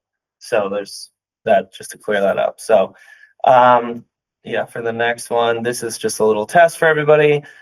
One of these is an electric mountain bike, one's not. Does anyone want to guess which one is and which one isn't? If you know, you can see it. It would be a guess, but I think it's a good guess. Yeah, so you'll find out on the next screen. I guess we can go. It was the one on the left. Did everybody have the left? You had the left. You seem. Did everybody think it was the left? I mean, it's pretty close. But the big thing here is that's an electric mountain bike. These are not electric mountain bikes or, classified electric bicycles, right? So like the one on the right, that has a throttle. It doesn't even have pedals. It has pegs. The one on the left here, that's just I've seen these, they're insanely powerful. So they're way over the limit. You can pedal them, but they also have a throttle too. So they have kind of both methods and they go very, very fast and they're very powerful. So those two, people, they get real upset about e-bikes and they just say there shouldn't be e-bikes. There's no e-bikes are bad and everything. We agree that those two with the red X, those are bad. Those are very bad. But the Class 1 electric mountain bike in the middle there's very good benefits to this. And we'll get to them here. But that's not what the general masses say, like electric mountain bikes are bad. It's not what you think. So I just pulled this off from what Massachusetts says about the e-bike regulations. And so you can see that they're basically bicycles until you want to go off-road. The Mass is like, okay, you're not allowed to do any sort of state land, but for anything else, it's up to local jurisdiction. So on the right there, it's a little blurb. So for town-owned property, private property, obviously talk to the landowner, but yeah, town-owned properties, they would have to make that call. It's not up to the state really, so. In B parcel specifically, this is kind of a list of things. If you remember what we talked about in the B parcel last time, the trails are difficult up there. It's not a real easy network to ride on. So it kind of lessens the appeal to everybody in the community. So accessibility, number one, broadens the spectrum of riders. The commuting to the trail is a big one. A lot of people do that because there's not a lot of parking for B parcel. I think there's actually none we figured out. There might be like you can park on the grass or park on the side street, but there's technically no real parking for B parcels. So getting to the trail, it just helps. It's just, allowing these riders to get to the trail and not, struggle with the trail when they get there. We talked last time we were presenting here about opening up new trails. But what's interesting about an e-bike and about being able to ride an e-bike is that you can now do different trails that you might not have done before, right? So like say there's a really steep hill that you're just not strong enough to do. Now you might be able to do it with that assist. So it kind of negates the need to open a lot more new trails. It's interesting. And then the equity and accessibility, right? So as we when I get older, I want to keep riding the same trails, so I might need some help. I always think about that stuff, but it is interesting to see people getting all kinds of people out on the bicycles and enjoying the trails. So we'll scroll down. Concerns. This is taken from the Vermont Mountain Biking Association. They've actually done a lot of studies on specifically e-bikes. I think NEMBA is, working with them. We're taking, some information from them and watching their lead on it because they, being a, what's that called? A tourist state, right? They're getting a lot of their income from, people driving up and riding mountain bikes and e-bikes. They've done a lot more studies than we have so far. But as you can see, even they have seen like e-bikes at first, people were skeptical, but as they've integrated, it's really been pretty natural to have them on the trail. So you can go down one more slide, or if everybody's read that. And this is just like another little blurb. So from the Vermont website, but yeah, we could read that. But You go back up to the concerns. Yeah. Concerns, yeah, be great.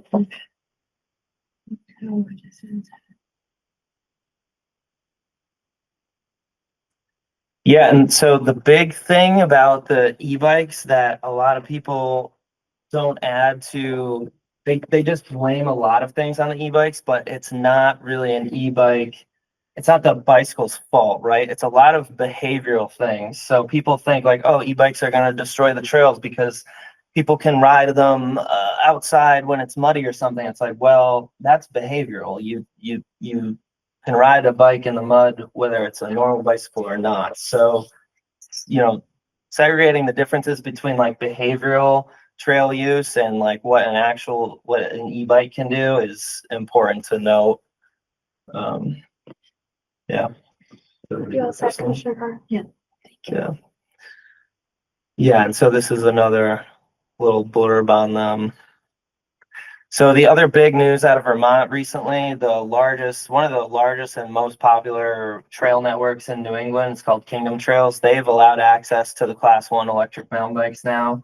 So everybody that may need to use one, or just wants to use one, they can use it on those trails. And I have been reaching out to them, trying to get their studies and kind of get their reasoning behind why they decided to allow it now. I wasn't able to get the information in time for tonight, but there's obviously more and more coming out all the time. So yeah, there should be, I don't know if there's one more. Oh yeah. So yeah, this is an interesting map. So this is where you are approved to ride a Class 1 electric mountain bike right now. And as you can see, we're about a half-hour drive from the closest one, being I have Deerfield Ridge. I think that's the closest one just for me, from Easthampton. Half-hour north in the car to ride. Other than that, it is quite a bit, about an hour each way to ride on these trails. So Scott, can I ask you who the property owner of Deerfield Ridge is? Eagle Brook School, yeah. Yep. And they've opened it up and worked with NEMBA, and we actually maintain trails there, so, and work with them. So yeah, it's been pretty neat. Also, I didn't put this one on there, but actually Berkshire East in that area, Charlemont, now that I'm thinking about Warfield House, but yeah, anyways, there's one more there, but yeah. And so again, yeah, this is kind of the end of the presentation, but the goal would be to either get a decision on whether the B parcel would have them be allowed or not allowed. I mean, that's for you guys to decide. We are advocates for the use of e-bikes for everything stated above in the presentation, but yeah. So B parcel is Borkowski. Yeah, and it Yeah. is two different colloquial terms, and it does refer to trails. So Borkowski parcel is one particular parcel that's connected to a couple other parcels, but colloquially, B parcel refers to the whole area. That's what I meant. Yeah. So I do think there's a couple things for the commission to consider here.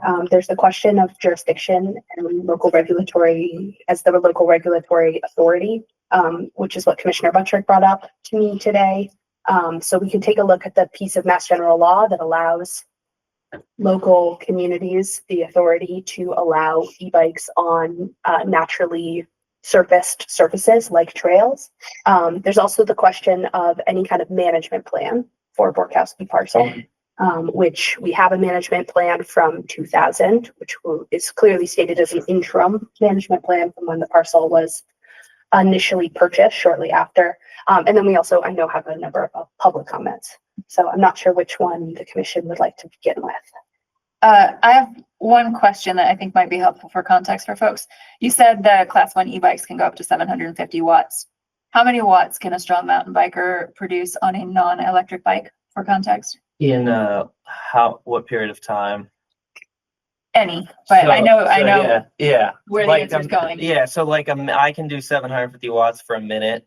But you know, an average person can hit 750 watts every time they go up like a relatively steep incline. You're gonna hit 750 watts.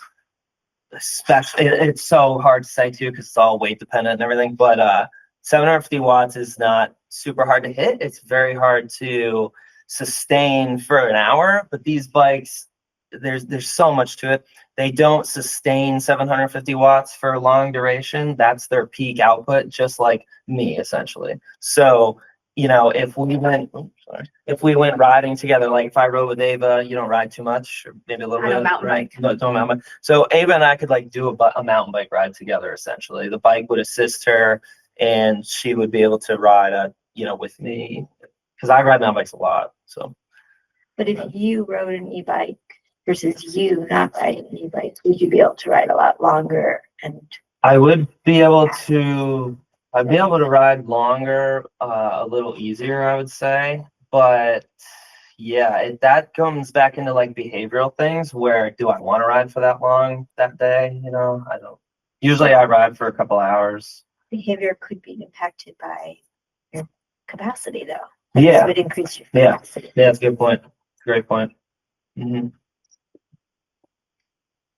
To me, it seems like we've got two questions to answer. One is like, what do we think in concept with it? And the other one is, what's the process to get to that point? You know, so the Mass General Law citation, I think what it says is, so e-bikes, class 1, class 2 are prohibited by the legislature, but it gives local jurisdictions the authority to do a public notice, have a public meeting, and then set an ordinance or regulations to allow them on that. And I'm talking specifically about like natural surface trails, right? So I guess it's not clear to me if that's us that can say like that we can do this, or if we need the city council to say like, if we need the city council to say either like that we're going to allow this, or we're going to allow the Conservation Commission to make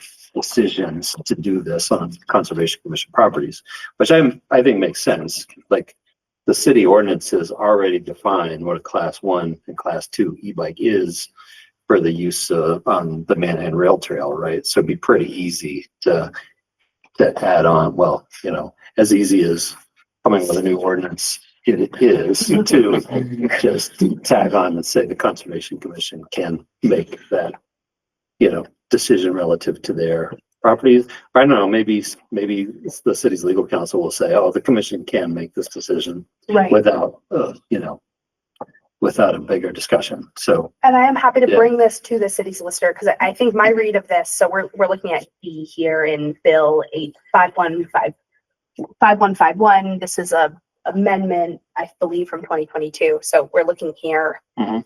And that, I'm not sure about this, provided, however, that a municipality, local authority, after public notice and public hearing, may adopt ordinances or regulations. So I know the Conservation Commission can adopt regulations.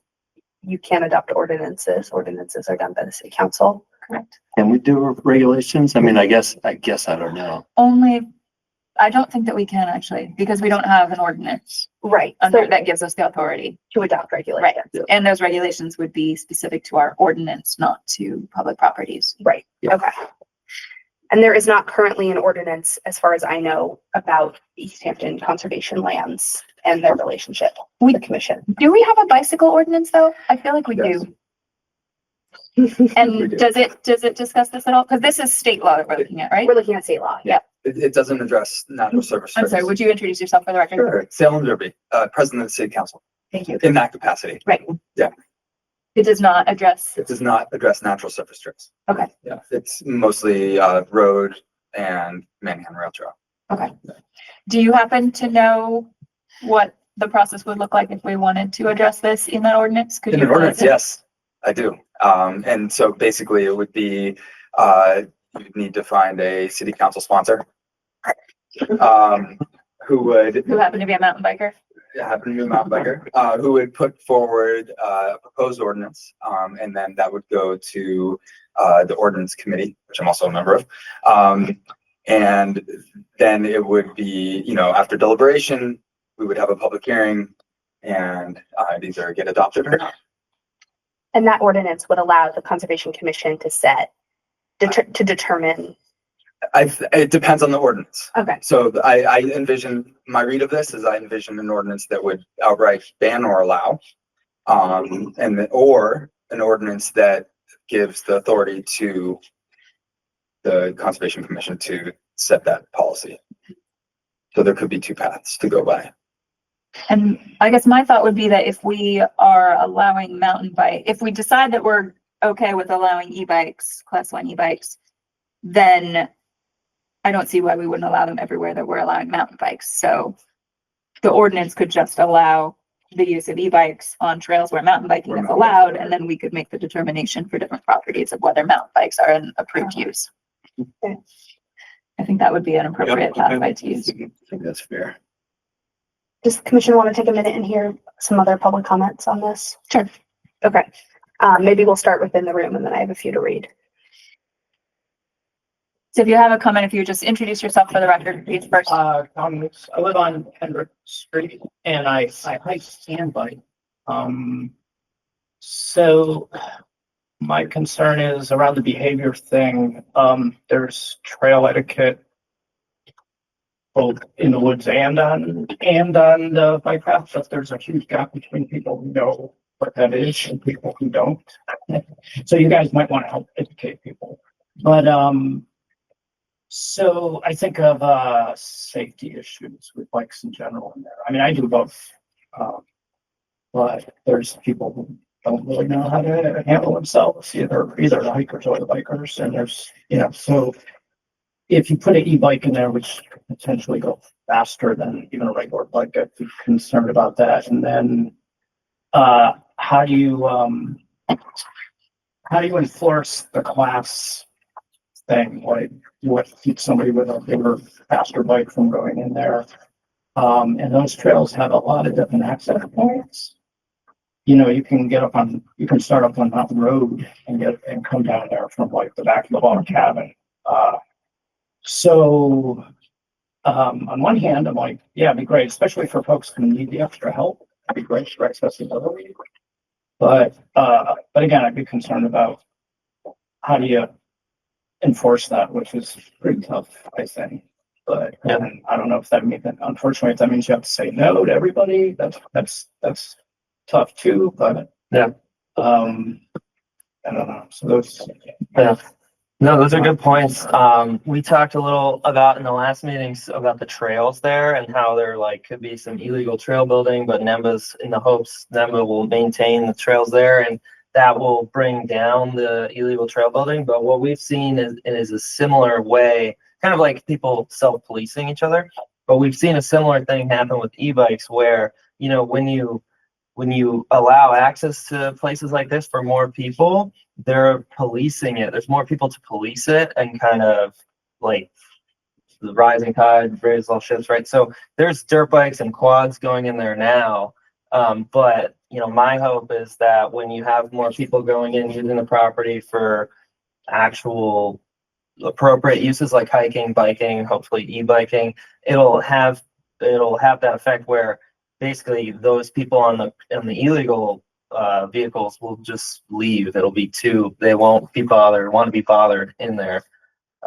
So that is a good question. As far as like trail etiquette, I could go faster than you on an e-bike and be way more of a mean person too. So well, it's not about, I mean, I've been in there the last couple of weekends. And you don't know who was there, but you can see like really whether you're hiking or biking, the idea is you want to not damage anything. Yeah. Be as soft touch as possible. Yeah. And there's muddy areas up there I can see where like people are kind of almost intentionally going through the kind of looks. I mean, you know, it's hard to tell, or they didn't have control enough where like, you know, there's some pretty rugged out areas.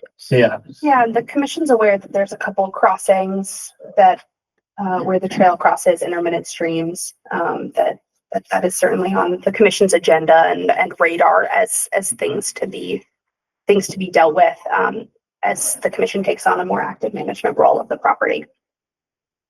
For sure. Yeah, I guess that's an important contextual point for folks who are joining this conversation for the first time, as we've been talking in a broader sense about working on a more cohesive plan for the trails at the whole B parcel network, and talking with Natural Heritage about concerns with rare species that are mapped in that area. And that's kind of where we're at the moment before we can really move forward with that effort. But there is a much larger conversation going on about how to have those trails be better maintained, and more formalized so that it's not sort of a haphazard thing. And there is something to actually be able to, point to and say, yes, this is a real trail. You're allowed to be here. Please don't be creating extras, because right now it's very much just haphazard and has been for years. Hi,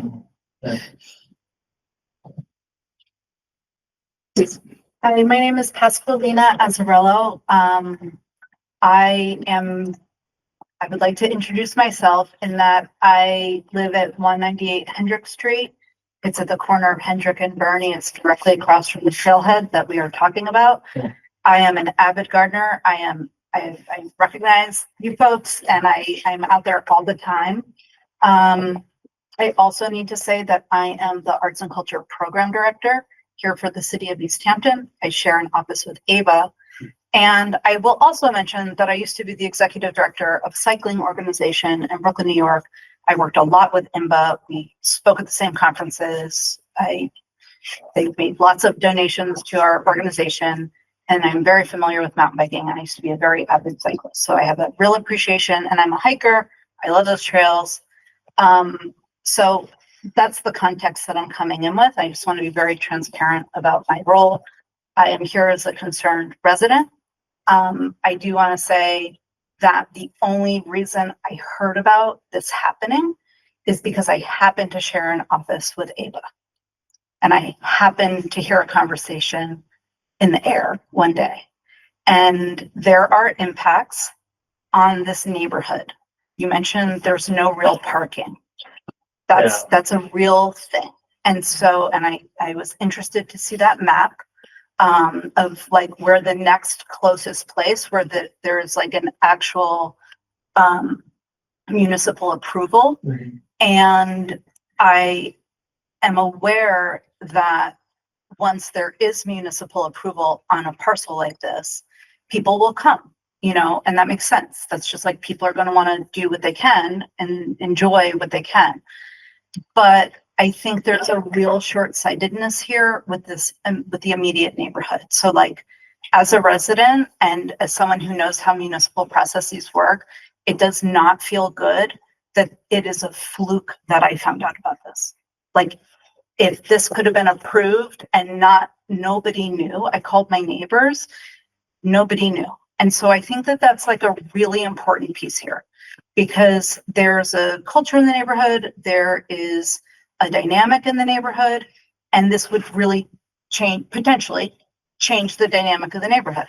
I'm all for people using the trails. During COVID, there were people parked up and down the street. I thought it was a really beautiful thing that people were like enjoying nature.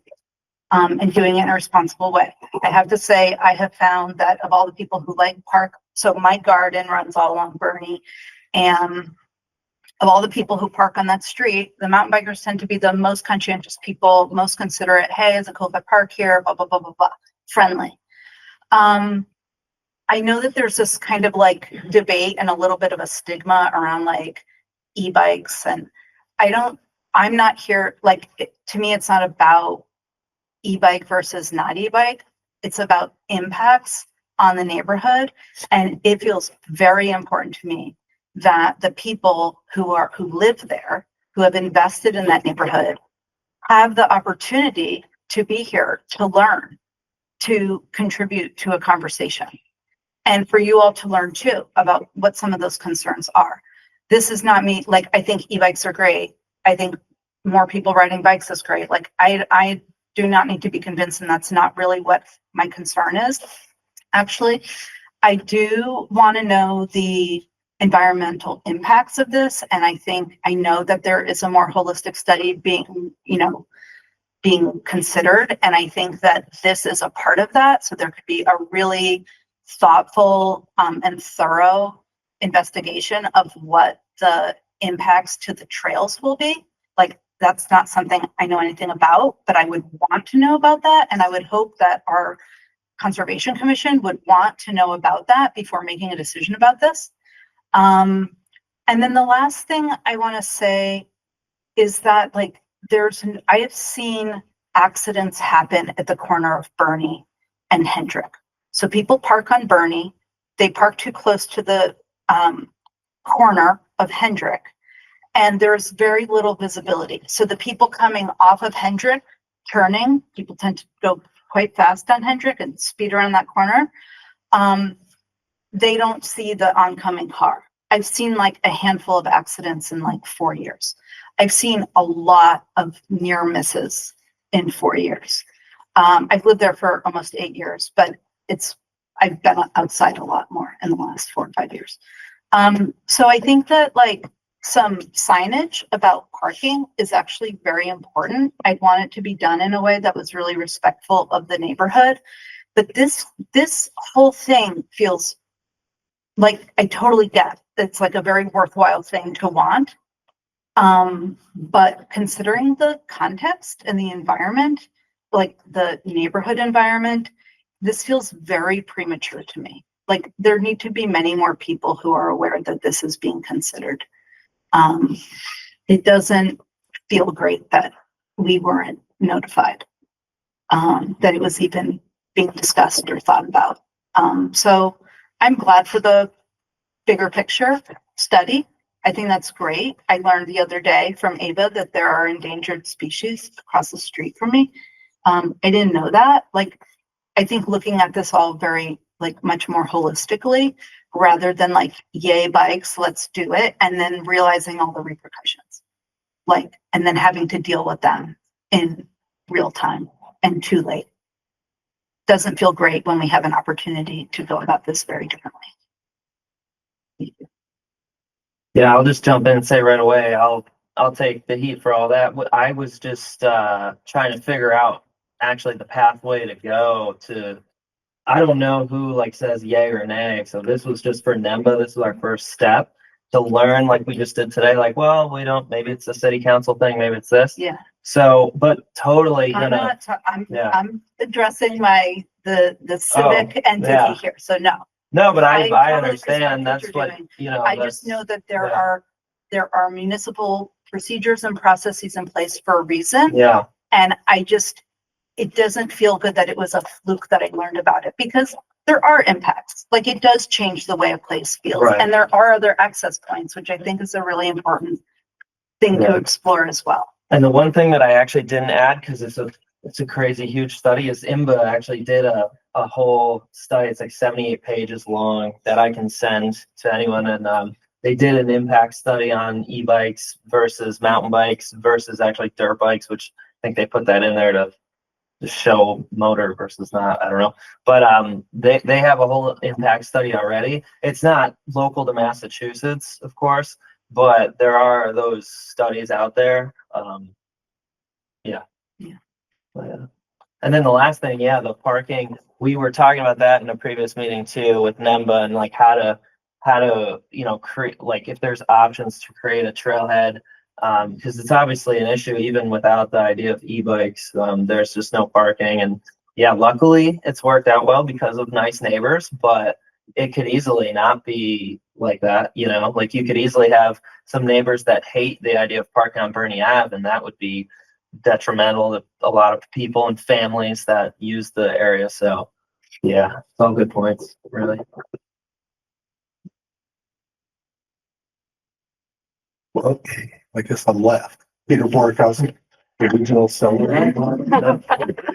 And it's the first opportunity I've had in 25 years that I sold it to give my point of view and maybe jump in and be part of something. But in the 25 years, we've never seen a problem with hikers or bikers or anybody using it. But the intent of the sale was a developer approached me to put a housing development in. And somebody within the town reached out to the state and approached me with, can we have the opportunity to talk with you before you sell it? And I said, sure, I'll give you first opportunity before I do anything else. And the builder at that time gave me a check for the same amount of money that I sold it to this town as a deposit. And he said, cash a check and we have a deal. And I kept it in my wallet the whole time and I never told anybody I had it. But we went through the whole process in the town meetings and everything else. And in my opinion, it was a win-win. It was a win for the community and we sold it, and it's named after my dad. But one or two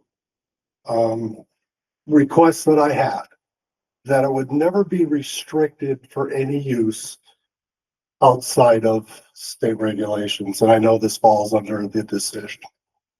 And I'm not here for pro or for against. But my concern was, my dad was a hunter and a fisherman in the brook. And there's, I think, 2 kids in the neighborhood that grew up hunting that still go up there to this day. And every once in a while, there'd be a fisherman that I'll go through. When we were kids, there were trails along the brook because we lived in there. And I think most of the trails that are up there, we created with our mini bikes. Probably a bad thing now, but my wife walks up there with the dogs and she's never had a problem with any mountain bikers. They're always respectful and polite, and a lot of them will stop and talk. None of them have offered to pick up leaves in the fall. But I keep the trailhead clean and open. There's one corner a couple of years ago that I thought a poor hiker was going to get killed, but a mountain biker came down in a blind corner in that first corner and didn't see him. And thank God they went between 2 hikers and didn't hit them, but they never had a chance to break. So I cleared out that whole corner so it can be seen. But there was the 2 other restrictions is don't restrict, that one was one request, don't restrict it. And do not put a parking lot there. Because if they put a parking lot there, there would not be a parcel there for people to use. It'd be a sub-development going up to a road. Yeah. And the town attorney and the town planner at the time agreed with me and said this would not be a good spot for a parking space. The best place would be down at the pumping station on town property. It's set back its way, the trail comes down to that. But I just, same thing. I think you told my wife about the meeting and Mike Tosnick put something on Facebook. And I thought it's been 25 years. It's time to just remind people that might not have been around there why we sold it. And it's definitely been win-win. And I lived right next door, so I've lived. My sister lives next door where I grew up, so 63 years I've lived there. And in the 70s and 80s, it was snowmobiles and mini bikes. Now it's mountain bikers and hikers, and they've always been respectful. We've never had an issue. We've never had a problem. So. Don't restrict it. I'm not here one way or the other, but let people enjoy it. And if there's anything in the future, please email me, let me know. I'd love to be a part of decision making. Somebody came along one time and they wanted to get some grant money to cut the trees that fell during that storm, but it never came of anything. Right. But they said, if you want my recommendation, I'll go for it. Yeah. Cool. Okay. Thanks for coming in to speak with us and introduce yourself. Yeah, thank you. Yeah. Get to meet all of you and see, but it's, I enjoy keeping it clean and taking care of. Thank you. Try to do my best on the erosion and keep them over to the one side. Do you live in the house right there? That's my house. I was gonna actually reach out because this is a side thing, but Benemba could do something. We would like Absolutely to help. If you see the little stakes I put in to keep everybody on one spot. Yeah. As time went on, everybody would go wider and wider and wider, and the erosion was running down to the brook. Yeah. So I brought some loam in and seeded it and kept them in one trail. Yeah. But yeah, it needs a little something, gravel or something. Yeah, right. Maybe the town can bring some gravel and Yeah. these guys. Put a shovel around. Put a little, keep it from. Exactly. So if I can just take a moment to talk about the Conservation Commission's process with this parcel. This was placed back on our agenda roughly sometime in the mid-fall. When I was conducting, I'm relatively new for the city. I began in August, and this role of the conservation agent was recently expanded with my onboarding to include more management of our open space parcels. So in the early fall, I began my review of our open space parcels, many of which had not had a particularly active sort of management from the Conservation Commission for some time. And Borkowski parcel came up partially because the Conservation Commission is still the manager of some funds reserved for this project that were acquired from the Community Preservation Act Committee during the project that you referenced around clearing trees. Those funds were set aside for permitting and trail reconstruction for that project as matching funds for a state grant that was unfortunately not acquired at that time. And so that was how this project, Borkowski parcel, ended up back on our agenda sometime in I want to say it was in the October, November range. And the way the Conservation Commission keeps their agenda is they keep all of the open and active projects on it. And then we, as you heard Chairwoman Busa describe, that we, go through and just sort of talk about the ones that we have updates for. So from a procedural perspective regarding the e-bikes, when Scott approached me about discussing them, I saw it fit to include a discussion of e-bikes under this particular section, under the Borkowski section of our open space component of our agenda. So just a note about the process there. Just to offer my perspective from how the Conservation Commission might want to move forward. I think there is this regulatory piece to think about, and it seems like we maybe have a path around an ordinance needing to be required for any decision to be made on this. I do think a management plan for this parcel is certainly part of this sort of larger overarching vision of what the site can look like. And my understanding is that when this property was acquired from your family, Peter, that was always the intention for there to be a management plan. And this draft interim plan from April 24th, 2000 is the last plan that was ever adopted by the commission. So that's a thought there. Thanks, Eva. I'll just add to because there's not a formal project seeking a permit, this has not to date triggered the formal noticing requirement and abutter notifications, which we do anticipate if at some point we're able to move forward with a larger trail project, that would be triggered. And so then everyone in the adjacent properties would get that information. But at this point, we're really just discussing this as an existing open property and management of existing ongoing uses and trying to gather information. So that's why there hasn't been a more sort of official notification, as you would see with something that's listed as a public hearing or a permit discussing. But if there are other folks that you know that want to be kept in the loop, we could certainly start. I don't see why we couldn't start just an email list so that if there is going to be we know there's going to be a discussion about a piece of this, we could let people know. Yeah, I would be. Yeah, we should have to do that. And I do have one public comment that came in via email from Amy at 49 Overlook Drive. If I can read that into the record now. Amy Lando wrote, "Dear Easthampton Conservation Commission, I live near Borkowski at 49 Overlook Drive. I frequently hike the trails of Borkowski with my partner and often his dogs. I recently learned from a neighbor that there's a proposal to allow electric bikes on the trails there. I'm unhappy with this idea and very concerned about my safety and the safety of other hikers. I am also concerned about the damage to the trails from high-speed electric bikes and possible noise. Please conduct thorough community outreach with other homeowners in the area before making a decision on this issue. Thank you, Amy." Thank you. Hey, was it alright if I read mine? Because I don't have it memorized. Because I didn't think I was gonna be here because I had an ordinance meeting, but we ended, so, is it okay if I? Yeah. Yeah, okay. So I'm Salem Derby, 15 Westview Terrace. Thank you, Peter. I've talked to you a few times and you're always so kind and gracious. So I've been mountain biking on these trails for at least 20 years. And I've also been involved in multiple facets of planning and trying to get grants. You know, one of the things is looking for parking areas for this. I've been in touch with Greg Nodelman. We are in discussions about potentially finding a way to have parking at the pumping station on Hendry Street, if we can get the other grant. So there's a lot of things that are kind of in play too. But I wanted to read this because for me, this is pretty personal. So dear Conservation Commission, I'm writing to voice my strong support for allowing Class 1 electric pedal assist mountain bikes, e-mountain bikes on the Borkowski Broadbrook trails. As noted by our master plan and open space recreation plan, Easthampton is committed to creating more diverse recreation opportunities for our residents. It's critical that our access policies to our common spaces adapt thoughtfully based on current scientific research rather than outdated assumptions.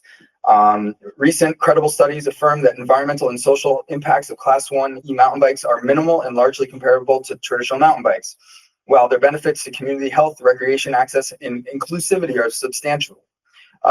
22 pilot study conducted by the University of Vermont Center for Rural Studies, the CRS, in collaboration with People for Bikes and the Fellowship of the Wheel, directly examined Class 1 e-mountain bike uses on natural surface single track trails.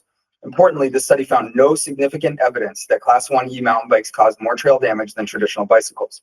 Focus group participants largely disputed the idea that e-mountain bikes negatively impacted trails, with concerns often based on anecdotal fears, like noise and speed and those types of things, rather than direct observations.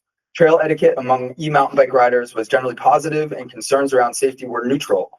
And discussions emphasizing that safe trail use depends on rider behavior, not bicycle type.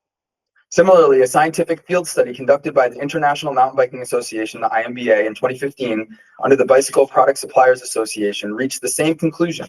Control tests showed that soil displacement and tread disturbance from Class 1 e-mountain bikes were not significantly different from those caused by traditional mountain bikes and were vastly lower than impacts from off-road vehicles and motorcycles. This directly challenges the notion that Class 1 e-mountain bikes represent a greater environmental threat. And I would just like to kind of emphasize this point. When I went out there last week, there was significant trail damage done by an ATV that had been ripping through the Borkowski trails. And well, motorcycles and ATVs can be good to establish trails, not really great on established trails. And they do quite a bit of damage. And I would say the impact from a Class 1 e-bike compared to a regular mountain bike is indiscernible. from looking at the tread pattern, looking at like a lot of people talk about torque and things like that. They ride almost identical to a regular acoustic bike or analog bike. Both studies call for ongoing data collection, but the evidence we have today clearly supports that Class 1 e-mountain bikes, when ridden responsibly, do not cause disproportionate trail degradation. Thus, restricting them based on unfounded fears would not align with scientific findings or fair public access policy. Beyond minimal environmental impact, Class 1 e-mountain bikes offer critical social benefits. They expand access to mountain biking for older adults, individuals with physical limitations, and those recovering from injury. That's me. So I think this is a good point to say that 2 years ago, I had a catastrophic knee injury, and I was not sure if I was going to be able to walk. And I was able to get emergency surgery, and my physician recommended that I do some, light spinning on an exercise bike. And I'm not an indoor cat. And so my surgeon actually is a mountain biker, and he's like, well, hey, why don't you try to get a Class 1 e-bike and see what that does for you? And so I started on that and started riding at Ashley Reservoir and Whiting Reservoir because it's flat, and it changed my life. And I was able to, go from not knowing if I was ever going to ride my bike again, which is a critical piece of who I am, to being able to get out almost every day. And I recovered significantly faster than my doctors thought I was going to be able to recover. And at this point, I'm at more than 100%. I can do more now than I could before my injury, which is insane. So without my Class 1 e-bike and riding on the Borikowski trails, I guess I did it in error or against state law, but I did. And I guess it's debatable, but it saved me psychologically and physically. So that's why this is important to me. But I will continue here. So I think that the University of Vermont wisely recommends education and communication as the most effective tools to support responsible integration of e-bikes. Trail signage, rider education programs, collaboration with local bike organizations can proactively address potential concerns without resorting to unnecessary exclusions. I think that one of the things that speaks chapters and volumes is the Kingdom Trails. So they are it's an amazing experience to go there. It's mountain bikes everywhere, and it's something that is, for a mountain biker, it's kind of like going to Valhalla. And there's endless trails, and they take them really seriously. And they had a probation period where they would not allow e-bikes because they wanted to do their due diligence. And they have done their due diligence, and they have just announced that they are allowing Class 1 e-bikes on their trails. And I think that is like one of the most resounding kind of endorsements that e-bikes are not scary, loud, or dangerous, that they allow people to maybe go a little further. And I think one of the big benefits is they wouldn't have to park next to the trailhead. I ride from my house through Nonasup Park, through the soccer trails and down Brook Street, and it's easy. And in fact, I think like NEMBA, coordinating with NEMBA to have people park at the Mountain View School, and there's a trail that goes literally right to Brook Street. Yeah. And it's perfect because it would take the pressure off of the homeowners that are having people park near their property. That could be one strategy that we use until we get a parking places at the pumping station, or using the parking area at the top of the log cabin. So I think that it's easy to get scared, because I don't know if anybody's seen people riding Saurons. Saurons are they're riding on the bike path. And they're riding on the bike path. Like it's against the law. It's in our ordinances that those are not allowed. But they are still riding. And I literally just called the acting chief 2 days ago. Because there was a guy with a modified bike with a gas motor attached to his bike riding down the sidewalk. So bad actors are going to do bad things, but I think that if we have a responsible, informed approach to this, that it could benefit the whole community. And I think, one of my visions has always been to see Easthampton as a mountain bike mecca, which it actually has been for a really long time. We used to have Thursday night mountain bike races at Nonotuck Park. And there are a lot of cyclists in Easthampton. They just hide. So, anyway, I appreciate your time, and you know, I would love to be of help if I can in guiding the process. Obviously, you know where I stand on this. So, but thank you. Thank you. Any other comments? Just to say one more thing, I'd be super quick, but the speed thing comes up a lot. Everybody here, I would assume your cars can go over 100 miles an hour or at 100 miles an hour. It's people, it's a behavioral thing. So what the studies have shown and what we see on the trails too, is people are only going to go the speeds they're comfortable with, which is oftentimes a lot lower. It's basically almost a normal mountain bike speed essentially in the trails. So the speed thing is really, it's not, that hasn't been an issue. Like nobody's going riding on these trails at the 20-mile-an-hour limit. Like that's just, like if you're on a paved road or a flat gravel thing, you could hit that if you're trying really hard, but nobody is riding trails at those speeds. So, But I think on my e-bike, I could probably keep up with Scott on his acoustic bike going up the trails. right. And then going down the trails, people, you know, can go faster, obviously, but you're going faster not because you're pedaling, you're Right. going faster because of gravity. Yeah. So that's it. Did we retain or will we have that list of the places that currently allow? Yes, Okay. yeah, we have the presentation from Scott. It was received today, so you didn't see it in the Thursday email. but Yeah, so yes. All right. So I think as far as next steps, we're continuing to, have we heard anything more from Natural Heritage? We have not, only that they're backlogged. Okay. So I'll keep checking in periodically, but unfortunately, I think there's like 2 review biologists for the Yeah. whole state. So it's a slow process. Okay. And that just for folks who are joining the conversation now, we're trying to get an understanding and some informal meetings with Natural Heritage to understand what might be possible given the rare species that are on the side of the mountain there. And so that's really one of the first pieces in understanding if we can do more to kind of formalize that trail network.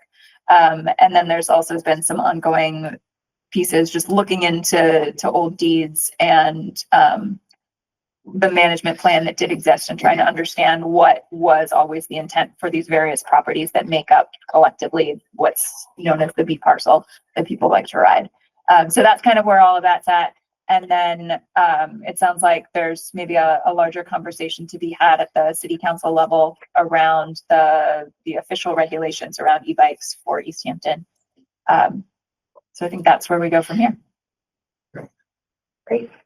Do you see, Commissioner Busa, do you see the next steps from a management plan perspective, a tabling until we have more information from Natural Heritage?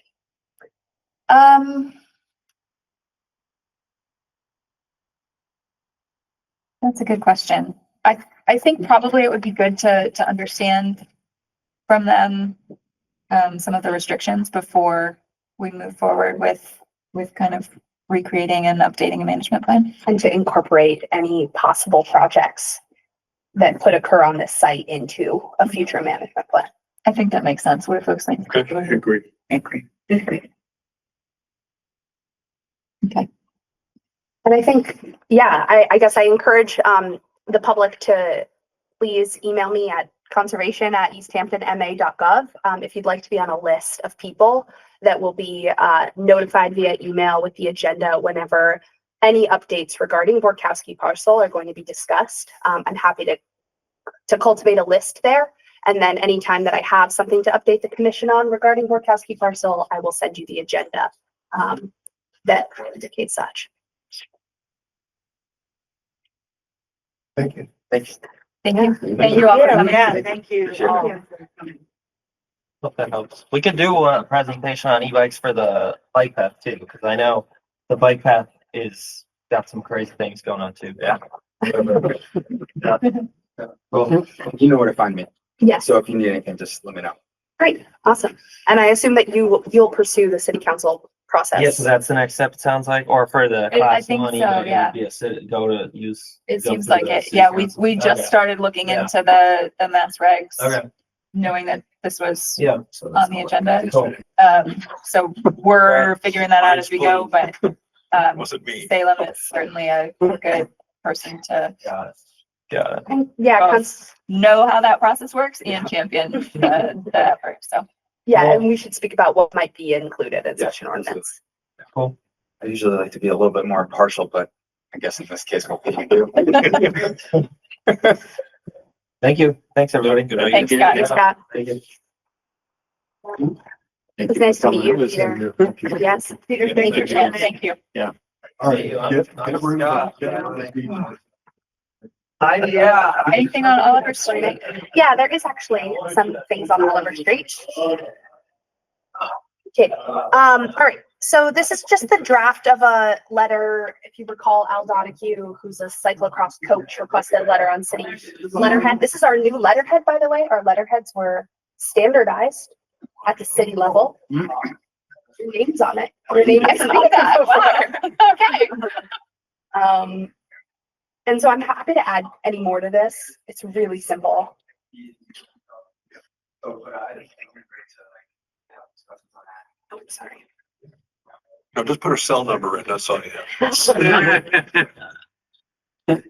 So actually, I will just comment on this first line. So just to recall for the Conservation Commission, this land was acquired in 1902. It includes both a parcel in Easthampton and a parcel in Northampton. I have been in touch with Sarah LaValle about the parcel in Northampton. They had never heard of it. But agreed that it on their GIS. Yes, they agreed with our, with my reading of the deed that's registered that the land was bought by the town of Easthampton in 1902. And then it very clearly included land in Northampton at that time and still. Right. So that being said, in 1902, it did not designate any particular city body as the managing authority for that parcel. Many of our other open parcels, or not even open parcels, many town-owned parcels have a designated body. Obviously, there's all the ones that the DPW manages, there's all of parkland, and then there's the city's Conservation Commission properties. So before, saying something like the Easthampton Conservation Commission recognizes and authorizes this city-owned land, I think we can't say that this is conservation managed land precisely yet. But I have spoken with both Greg Nettleman, director of the DPW, and John Mason, director of parks, about is there any harm in the Conservation Commission taking a more active management role here? Would I be stepping on any toes? And they both assured me that they would love They don't know this exists either. they would love well, John Mason did because it was a consideration for the dog park Right. in 2019. But since that proposal, the dog park is now being considered at other locations. Right. Both of them expressed desires, particularly if it doesn't involve them further, Right. to have the Easthampton Conservation Commission take on the managing role of this. Great. Yeah, and I think that seems like it does what we needed it to do, just to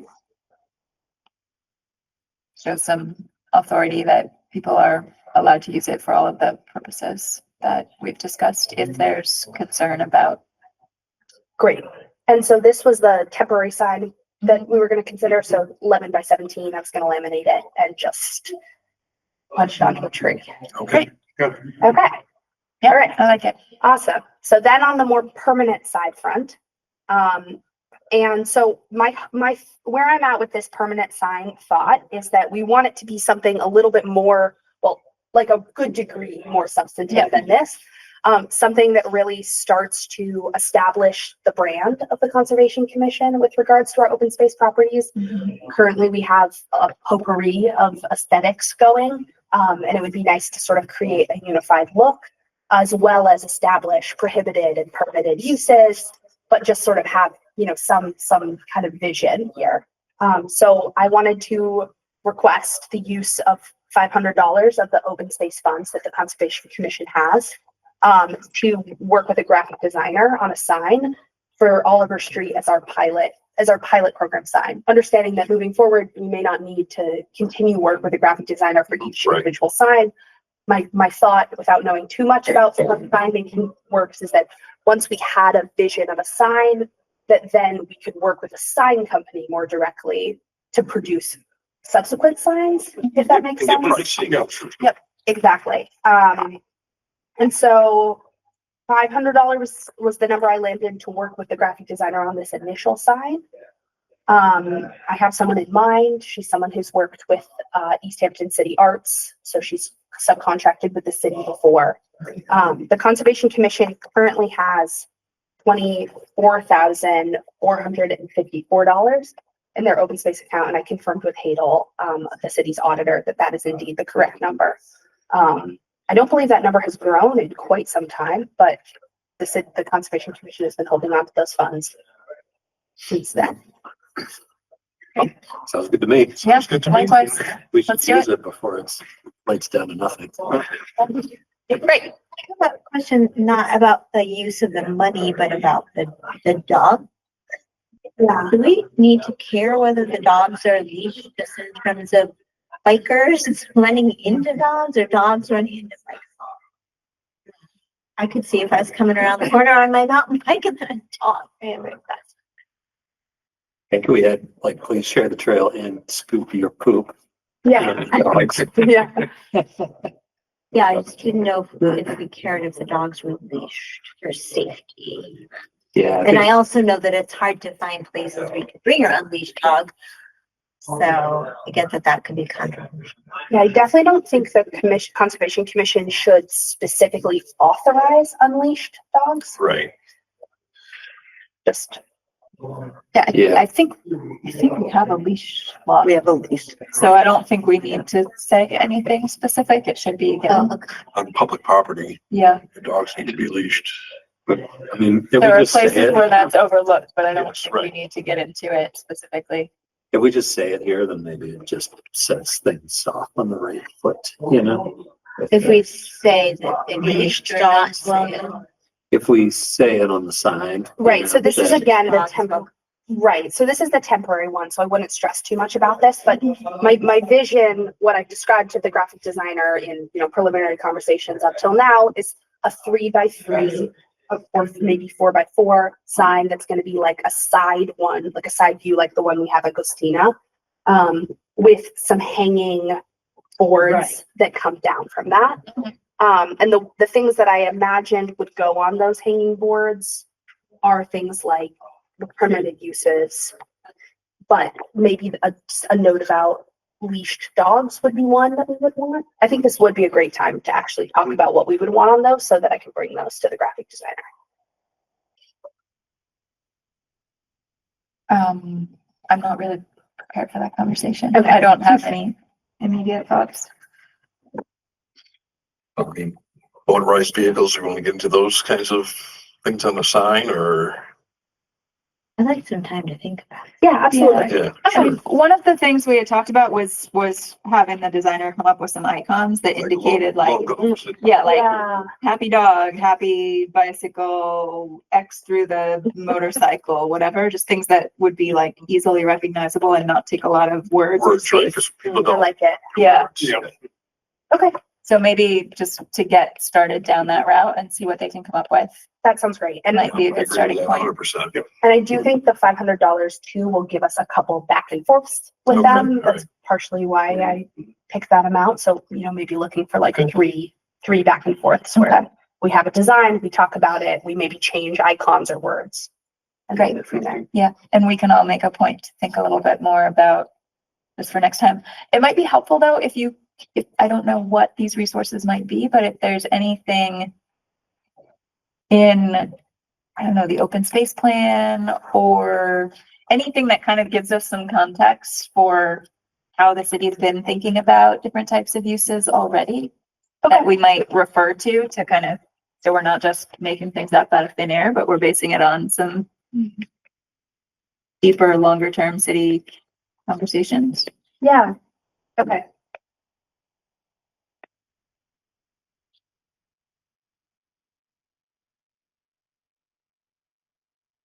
Okay, I can do that. So look into what the city has written about different uses of open space parcels. Yeah. Yeah, the open space plan is the first thing that comes to mind for where that might be, but there could be others. Great. And we want to keep the city specific though, right? We don't want to look at, yeah, well, yes, Scotland has, okay.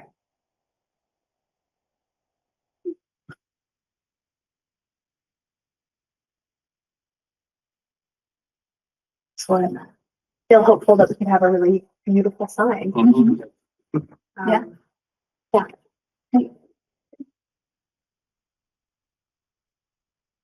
Moving on to compliance updates. Compliance updates. Which projects do we need to discuss? Yeah. I believe the first one I have for you is 1 Ferry Street, Tract 2.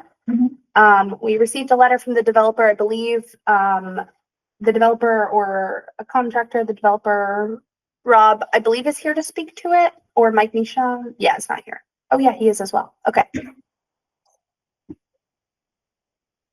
Hello. All right. Hello. Hi, how Hi, are Rob. you? I'm good. How are you? I'm great, thank you.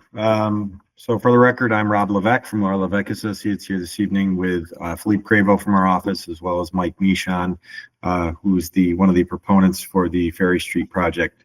Thank you for your time this evening. Basically, what we wanted to do was just introduce kind of where we're at with the process. The proponent is working through a number of different items related to the proposed housing project, and specifically we've run into a situation where they're looking to secure a building permit, and that building permit is more procedural in nature rather than actually looking to go to construction. I apologize. So the construction that they're looking to do will not start anytime soon. There will be, if you're familiar with the site, there'll be demo that will need to happen at some point, and then construction likely won't happen for up to a year or even more. But the way that the order was issued and written, it's a little tricky for us in that what we're trying to do is affect a building permit or secure a building permit, but not start construction immediately or anytime soon. So with that, there were conditions in your order of conditions that were like I think it's numbers 15 through 24. And those particular items are, a lot of them, not all of them, but a lot of them are, stuff that we would really do right prior to construction, within a month of construction or so, as well as a number of items that are basically stuff that are tied to, or conditions that are tied to the building permit. And we, again, would like to see if there's a way, either through just communicating with the commission or whether there needs to be an amendment to the order, whatever's most appropriate for the commission. We're hoping that we can tie these pre-construction requirements 15 through 24 to the actual construction timing as opposed to the building permit, if the commission could see fit to work with us.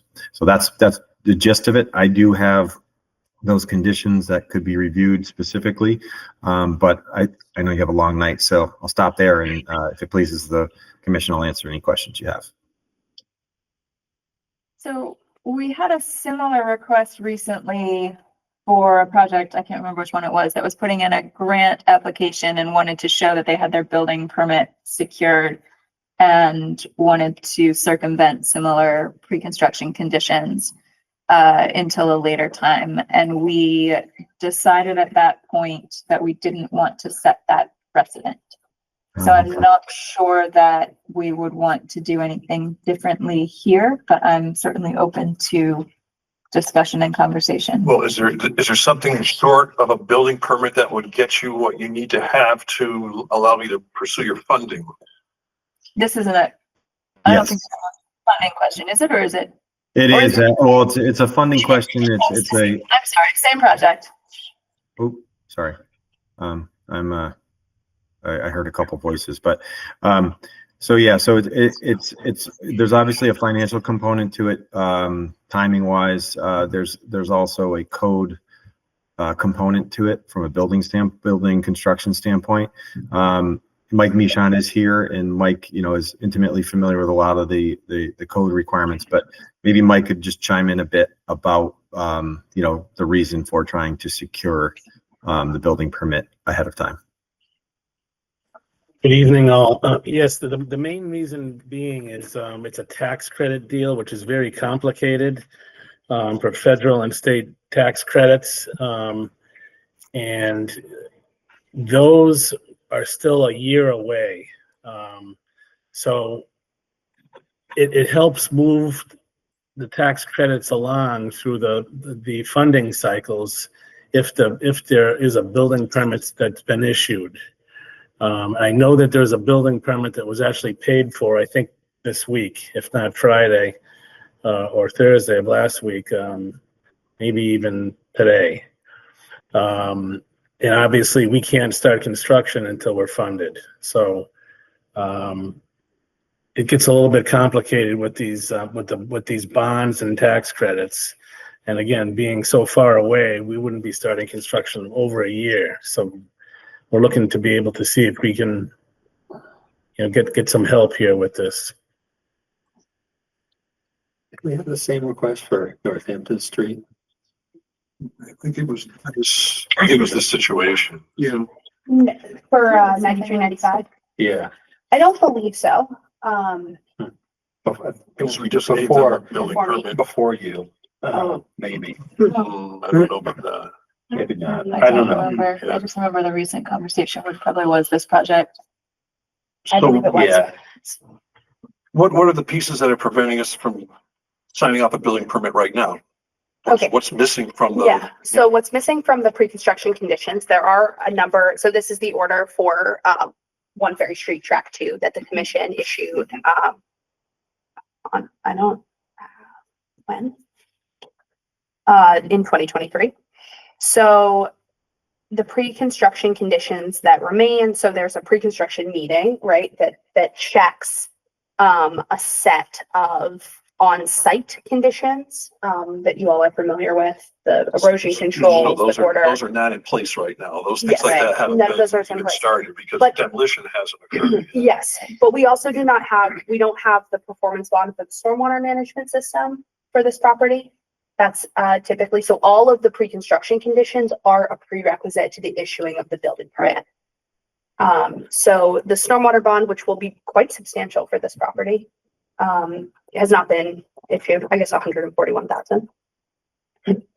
Is the stormwater bond contingent on some state financing that you're trying to achieve? It is, Jay. So basically, this is going to end up being a public works project. And this will go out to bid. And so the contractor hasn't even been selected yet. So the site contractor will be posting the bond. Right. And then there's all these other things, the planting list and the O&M plan. We have received proof of recording of the order. That's the one pre-construction requirement that we have received. Could I ask a question to the commission? Sorry, I didn't realize I was muted. So is there a reason things are tied to the building permit from a procedural standpoint rather than prior to construction? Because there's no intent to obviously circumvent or skip any process with the commission. It's really strictly about the quote unquote building permit itself.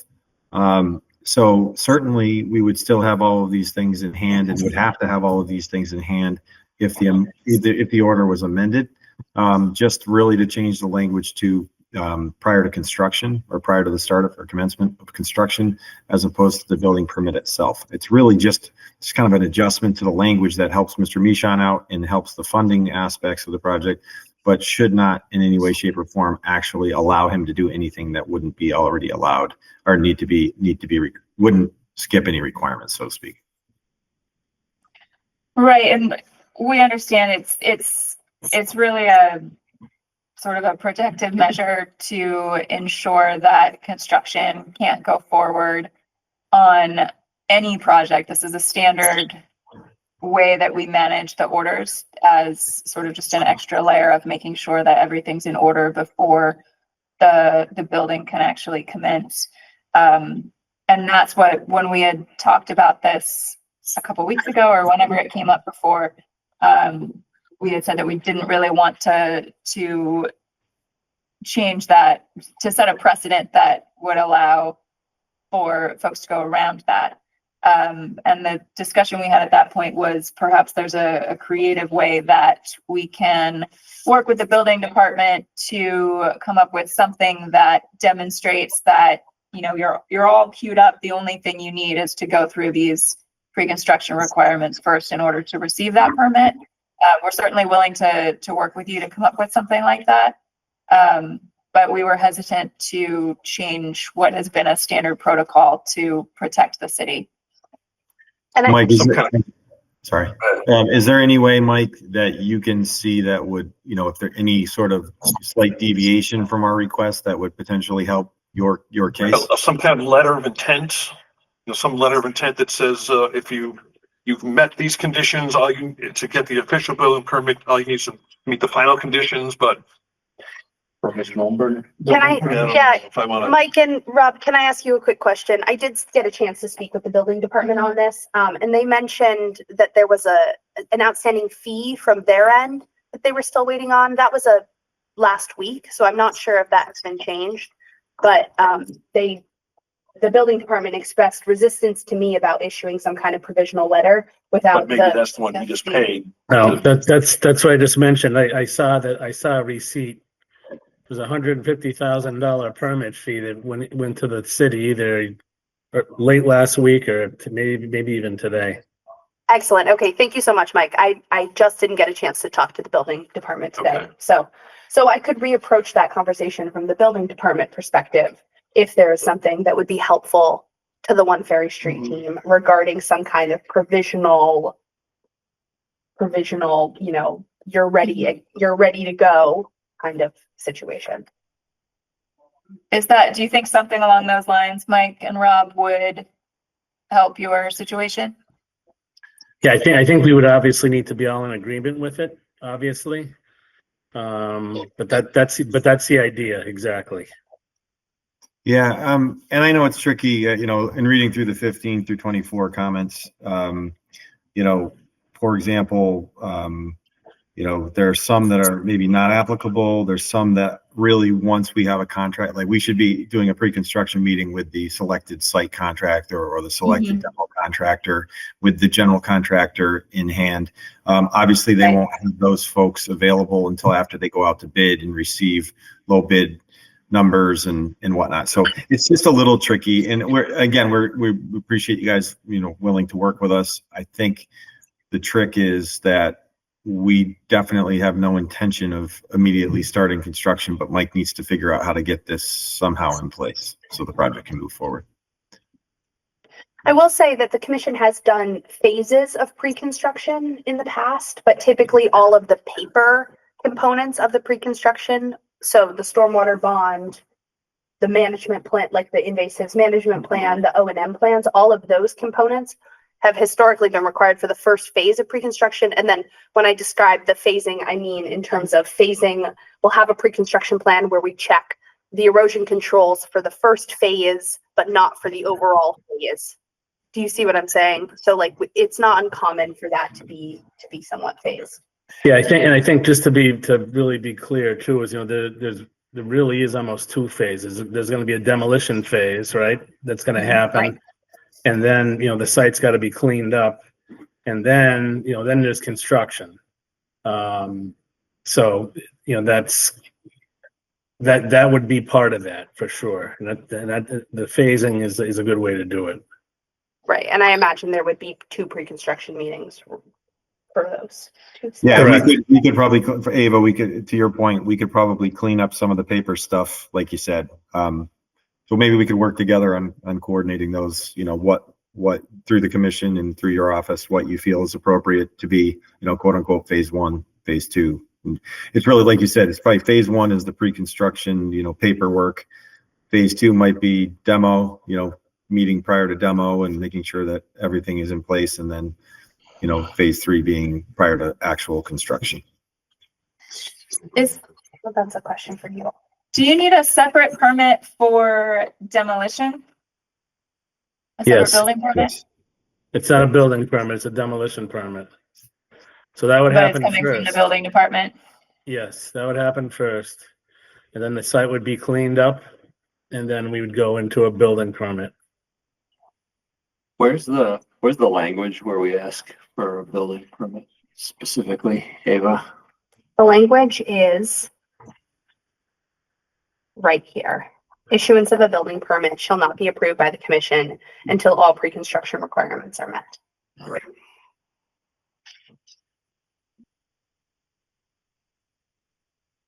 I remember with the Tasty Top process where you had to have everything. Well, can the building inspector just issue a building permit and then we don't approve it through whatever process is? Well, then it's not issued. But she So, can't, you don't sign off on it unless it Right, meets so- these requirements. yeah, so the way it works is that the building there's a bunch of sign-offs, and I'm one of the sign-offs on a building permit actually being issued. She has to make sure all those conditions are Right. met. So that's what I'm wondering, if the permit could basically be all set up, ready to go from the building permit, and then we attach a letter that basically says the Conservation Commission has a requirement per the order of conditions that we won't sign off until these construction requirements are met. And, here's the sequence of when we anticipate that to happen. Particularly for the on-site ones. Right. I mean, I think from my perspective, it would be beneficial to the commission to have the paperwork pre-construction requirements in hand, even prior to that letter being issued. We say, oops, we meant demolition permit on 34. So so a building permit could be issued, but then nothing could happen because there's no demolition permit.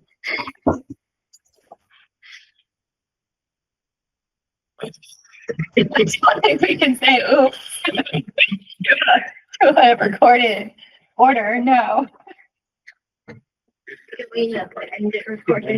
Well, we can, right? That is one of the things that came in for asking today is an amendment to the order of Well, conditions. what if the order was a request for demolition? Would that signed off order that we approve the demolition, get a building permit for demolition? Would that solve any of their? Our requirements pretty clearly state that no site work other than the installation of erosion controls can occur until the building permit has occurred. So I'm pretty sure the demolition is folded there. Okay. Yeah. I just want to be careful because I feel like we had this question a year or two ago, like not just a couple weeks ago, but a year or two ago. And I don't remember. Yeah. But we didn't do anything to allow it to, Yes. Go out of sequence. Right. I think the cleanest thing to be in keeping with the order and all of our standard practice is to work with the building department Yes. to have them queue up everything and just attach a letter cleanly stating, we're gonna sign off as soon as these things are in place. Okay. So I can do that, Mike and Rob. I can speak with David, and tell him that that's our plan. I think what we're gonna need to do is, and we'll have to talk to Peter Serafino about this because he's leading, this side of the project. This is obviously, an affordable housing project that's significant dire straits for the city of Easthampton. And there's specific language that's involved with the funding that will assist, showing that there's a building permit, it's been paid for. We know it's been paid for, that it's available. It's been issued, but maybe with a condition. And I don't know what that language is. So I'll have to get that information. Okay. And feel free to have him be in contact with me as well, Mike. I will do that for sure, because it's a little above my pay grade, to be honest with you here. And I just for Ava, I have an email that I had gone through with Mike. I'll clean it up a little bit so it's ready for public consumption, but it basically describes kind of thoughts on each of these 15 through 24 conditions. Where I think we can break them down into their parts and try to at least achieve as much of the pre-construction paperwork and satisfy as many of the conditions as humanly possible. That would be great. Yeah, that would be wonderful. Okay. All right. Well, I appreciate your time. I know Mike does. I know you got a long night, so I guess we can coordinate through Ava with the commission and with the building department. Yeah, absolutely. Thank you so much, Rob. Thank you, Mike. Yeah, Okay, thank you all. Have a good evening. Have a good night. Thank you. Okay. And I believe Rob is staying on likely. For the, Yes, for Loudville. Let me just make sure we don't have anything between this. Where is that? it's We're the down, next- we're down to G. Yep. It's the next one, so he's in a good space. Great.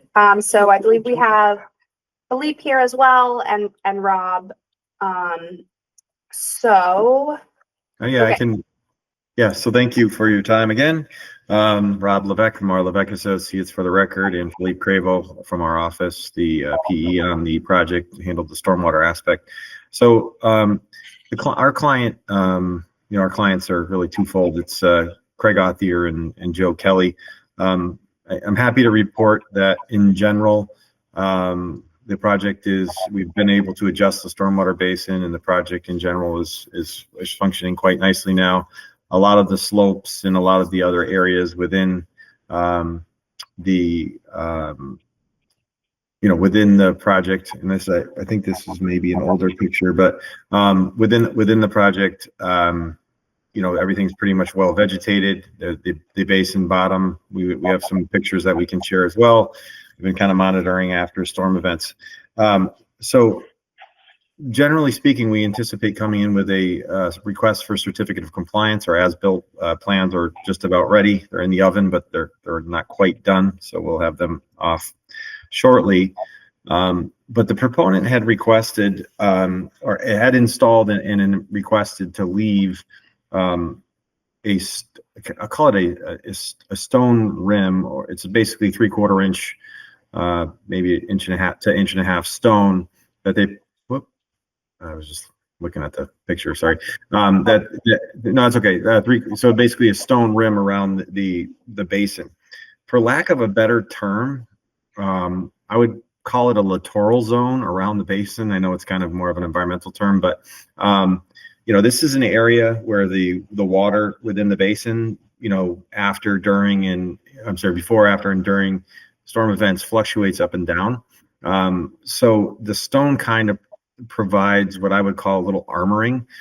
It's not large gauge stone, so it's not something like riprap that displaces any of the sort of storage in the basin. So we don't really have, our firm doesn't really have a dog in the fight with regard to the stone going or leaving. But from a practicality standpoint, it does probably make sense, if the commission is okay with it, to leave the stone, because the stone actually provides protection. The area above the stone is now vegetated. If the stone were taken out, that's the area that's really difficult to establish vegetation because of the water going up and down. So we wanted to talk a little bit about it. So the request is basically to be able to leave the stone.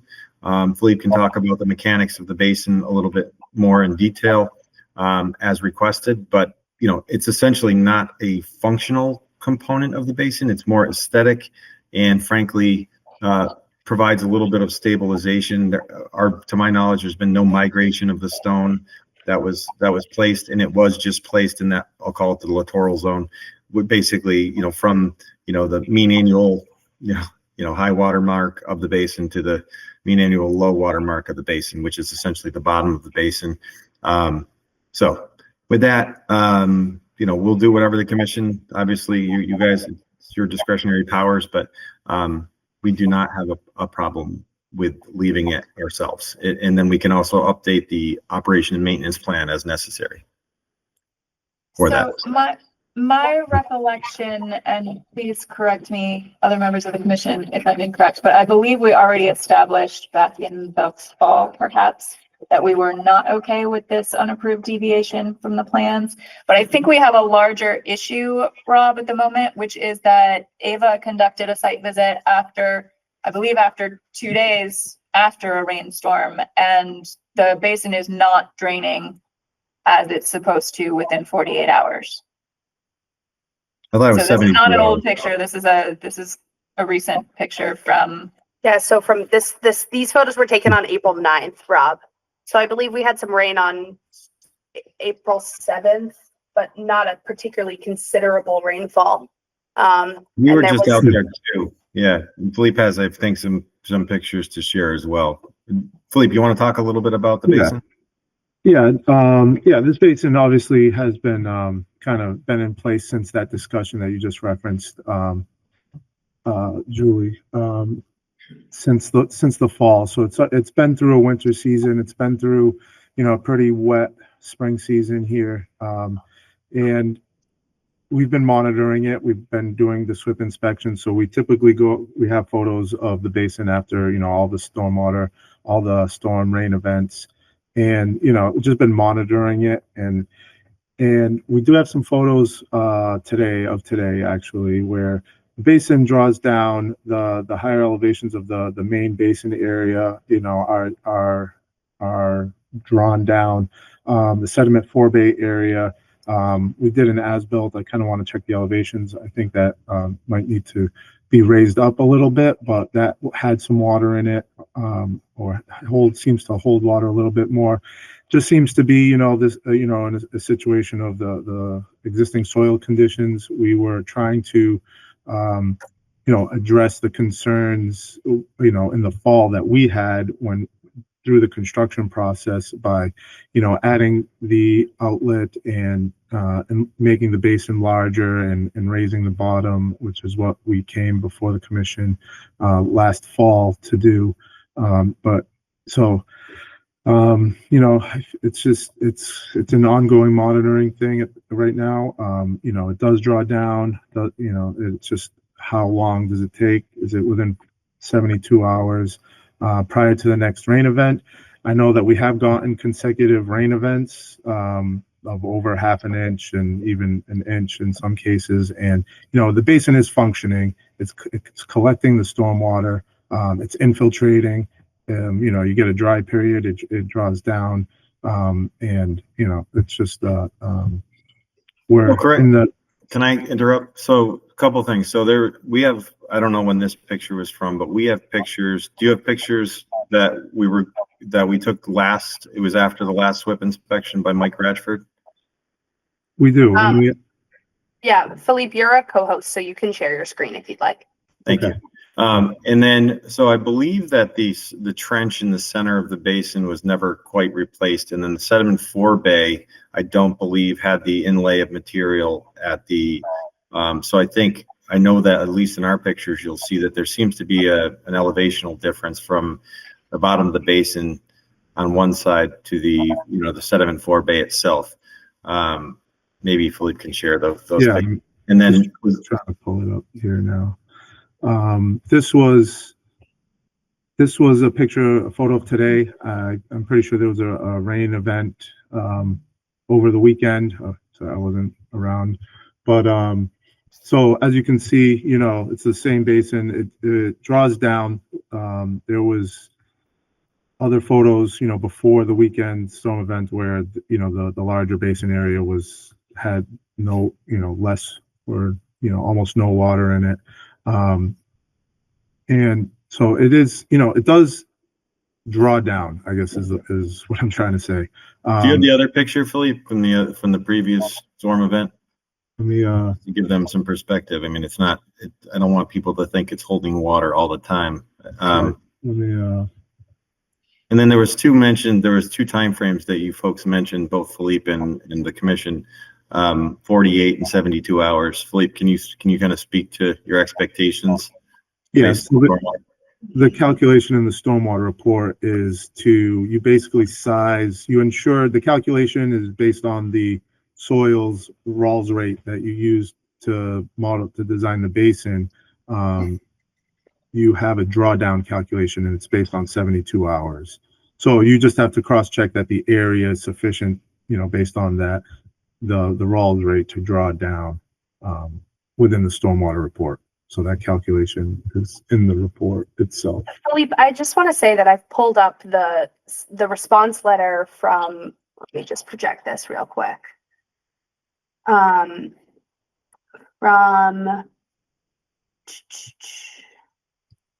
when this project was being permitted in 2020 to the planning board, where you note that 100-year storm would take approximately 37.9 hours for the infiltration basin to draw down? Yes, so that's that's based on that calculation that I was just describing, based on the 72-hour drawdown calculation that's required in the stormwater report. And you utilize the Rawls rate from the stormwater handbook. Right, we're clearly not seeing, we haven't had a 100-year storm event in a minute. And we're seeing longer than 37.9 hours for drawdown after substantially less significant storms. So to clarify, was this letter was fully, to clarify for the commission, was this letter based on the original design as opposed to the redesign of the basin? This letter is from the original design. I can pull up the redesign. Great. I'm just. Yep. I'm having a hard time finding my computer. Can you hear me? Yeah. All right. I think I lost access to the server here for some reason. So it'd be under the change request. Might be able to share the other picture if you don't have that. There is the file. It's the 6973 file. It's the really large one on the bottom there.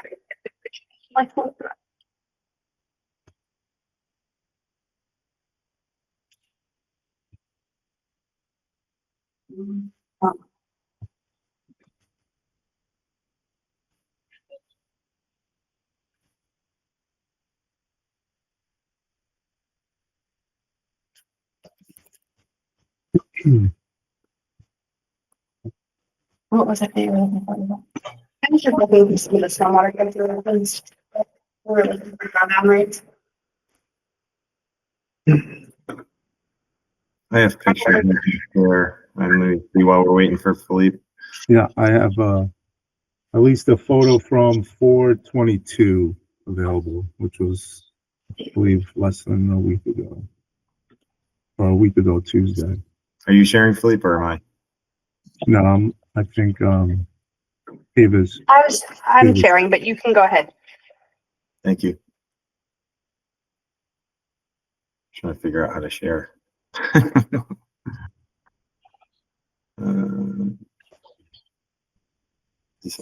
Window by share. So this is the one from Tuesday, a week ago Tuesday. You see that,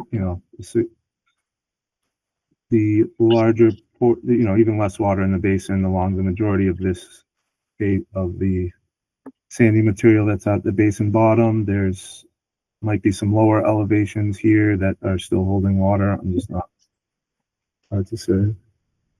You can kind of see where the forebay was not adjusted. The riprap of the forebay is right there.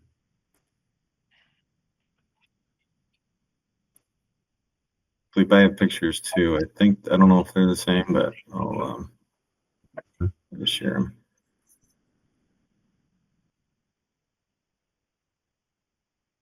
My spirit's not letting me. And here we go. Share.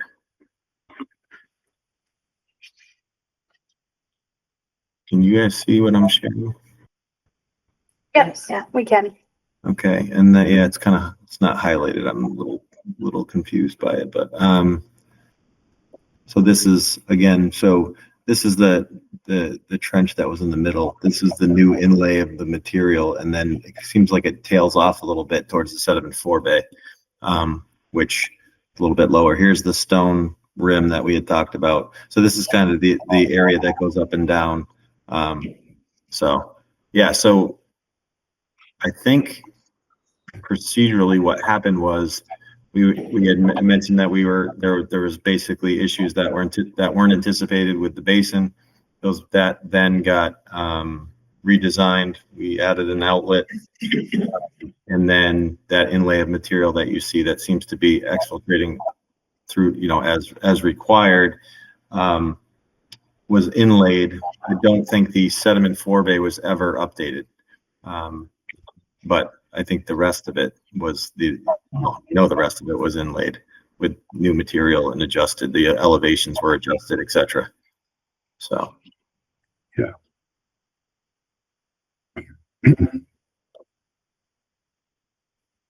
So it sounds like you're saying that it may or may not have been fully built to the new design. It doesn't seem to be draining within the time frame that it's supposed to drain to prevent mosquitoes and other health problems. So I think we need, at the very least, further observation to see how it's functioning in different storms before we could consider a certificate of compliance. But there is also the question of the stone on the banks, which I think we'd already determined in the fall needed to be removed once we were in a season when we could get vegetation to grow. Am I remembering that correctly for where we landed on that? Yes. Yeah. Okay, so you want the stone removed. That would be, Philippe, loamed and seeded. The toe of the slope would be loamed and seeded, essentially. Correct. Yep. So can we just, Philippe, can you just clarify for the commission what the requirements are and what do you have the updated calculations from the redesigned basin? What's being expected based on the further test bits you had done in terms of the Rawls rates, etc. I'm less concerned with Rawls rates and more concerned with the potential for mosquito growth, which is a major problem with basins that don't drain properly. Yep. So I'm pretty sure the standard is 48 hours. I'm not finding that immediately because I don't have the right documents in front of me. But that's where my concern is coming from, more than the engineering exfiltration. Well, I guess it's all tied together, right? So Philippe, what is the standard? Are you aware of that? Yeah. I can find the section of 72 hours right at this moment. Improve the bottom being. It keeps cutting out on. Sorry. I might have missed some of that. Can you hear us, Philippe? Yeah. Looking for the requirement for the basin to drain under the DEP stormwater management standards that came out in 2008. Yeah. Yep. I'll just give me 1 second. I'll find the page it's on.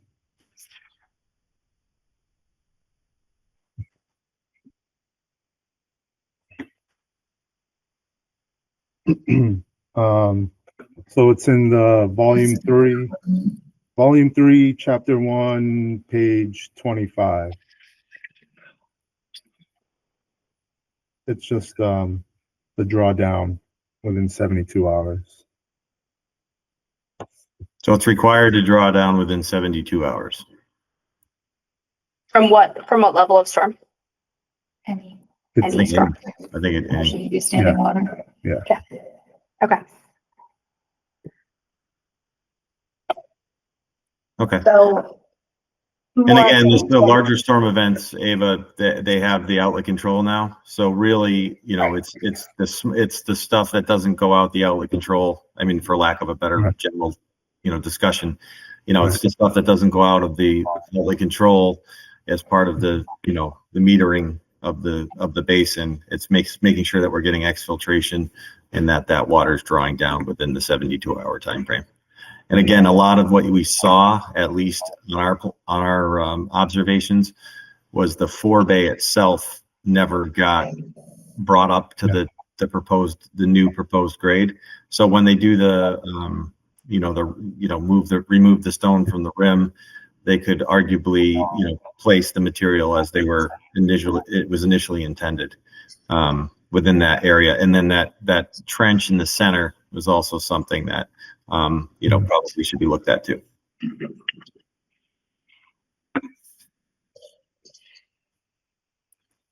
I think an observation post would make sense, or a couple in the basin. Yeah. So we could try to put, when there's no storm event, we could try to put an observation post in the middle or a couple to kind of track, what happens. Yeah. Probably a good idea.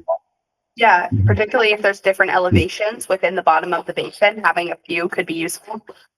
I can do some monitoring 72 hours after storm events. and just continue to collect data. There's not a request for a certificate of compliance in front of us at this time, so. Right. Just get some more information. Sounds good. The other outstanding issue that we've been tracking, Rob, is that there was a steep area at the, what would that be, the north side of the property? The back of the units, sort of in the middle of the site, that during the site walk back in last summer, perhaps, some time ago, we had expressed wanting to see the as-built because it appears steeper than what was shown on the plans, and we have not yet seen that. So we're still waiting for those as-built to document that the landscape was graded appropriately also. Okay. We do have the as-built being prepared. Can you just clarify? I just want to make sure that there's enough level of detail in that area. Do you remember what units that was between? If I can check, it's the units, it's not shown on this plan. It's further off to the west on the this plan. first cul-de-sac off the left-hand side. As you come into the project, that cul-de-sac that goes to the left there, right at basically the silt fence line, essentially, it kind of just dropped off when we had a site visit. This is last fall, it had to be, or maybe even longer ago than that. Behind you, units to the left-hand side there, 7, 8, 9. Between 9 and 10, 9 and 12. Do you know, Okay. Dan? So basically how they graded behind the units or in between the units or both? It's behind. In general, it seems like the yards are much flatter and then there's a much steeper drop off than there was supposed to be. So we need to see that that was built correctly. And then I think leading into this, this sort of gully area. Yeah, I don't think it was one of the areas that were graded steeply on the drawing. I think it's another area where in between two units. Yeah, this spot right here. So that's over by the new by the basin we were just talking about. This may have been one area, but there was also an area further to the west. Okay. Yeah, regardless, the commission's just going to be closely reviewing the as-built of the grading of the site. Yep, understood. Can I ask about the enforcement order from when there was the washout? Is that generally resolved? Is there any outstanding items related to that should be addressed? No, the enforcement order was lifted in September with a check made to Pascomic Conservation Trust for. That was my understanding. I just wanted to confirm there was nothing that you were looking for in addition. Nope, the enforcement order is off of it's closed via the Conservation Commission. It's closed with DEP. Great. Okay. So in the as-built, we'll be looking closely at the slope. We can monitor the basin. We'll clarify for the owner for the builders that they need to remove the stone. And we'll look to install some monitoring posts in the bottom of the basin. And prior to coming for the certificate of compliance, we'll look at having them adjust the forebay so that it's not holding water. That the forebay was never adjusted. So that was another thought on our end. Eventually it'll probably fill up with sediment and they'll clean it out, but we want it to be at the right grade. So I know that I have also received a request today for removal of the silt fencing around portions of the property. Yeah, if we're going to be looking at those slopes, let us hold off on that for now. That's what I was thinking. Okay, great. So I'll ignore that request if that's good with you guys. That's good with us. Understood. Great. Thank you. Okay. So we can be in touch with the AVA and essentially, monitor and see where we're at and see if any adjustments need to be made. And then we'll still hopefully plan on coming in short order, hopefully early summer, late spring, early summer here. But, we'll make sure that things are buttoned up first. Sounds good. Okay. Thank you. And please keep me updated on the timeline when the stones are removed and it's been seeded. It's just good for us to have an eye to that. Yeah, I'd like to see if that happens quickly so that we can get some vegetation established before we hit the hot summer months. That would be great. Awesome. Okay.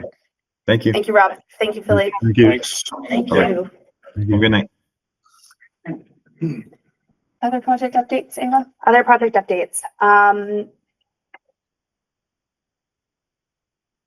N, where it's N on mine, page top 93, 95, 97. We had our pre-construction site visit. Had that happened, I think, just before? I think Yes, yeah, we have. Okay, excellent. So as I'm sure you all are totally aware, construction's occurring. Right, yeah. They got right to work, and we are receiving monthly reports, or sorry, weekly and stormwater reports. We will be receiving monthly reports from Greg Russo, our consultant, the commission's consultant with Weston and Sampson. Greg and I are gonna do the first monthly review, this week. I'm gonna be joining him whenever I can. So he'll schedule those and then I'll just jump on when I can. And review, and I will do my best to observe the site on the off by weeks, like on the other end of it. But the stormwater reports have so far been coming in good and clean. Okay. Good images. Okay. Easthampton Housing Authority on Allen Street. The pre-construction conditions for like phase 2 of pre-construction, the non-tree removal component have been met. They are beginning construction. Jay and I had the site visit. Things were good to go. They creatively marked the buffer. You ever seen it? They like spray painted it A blue line. on the ground. Okay. But in this circumstance, the resource area in question is just Richard Brook. So it really is just like a flat line of the buffer zone. Okay. So we found it to be pretty interesting, clearly demarcated. No problem with innovation. It was innovative. And yeah, so everything's looking good there and they're working on it. All right.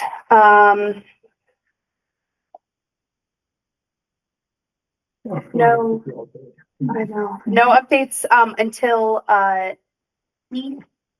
for RDA DOA project updates specifically from NEF. Quickly show they sent us a report about the planting of the seedlings. So it describes it shows where they did it. Are they all flagged? Is that what we're seeing? Or is that just for the photos? I think it's just for the photos. I unfortunately have not been out there. I will be going out there this week. I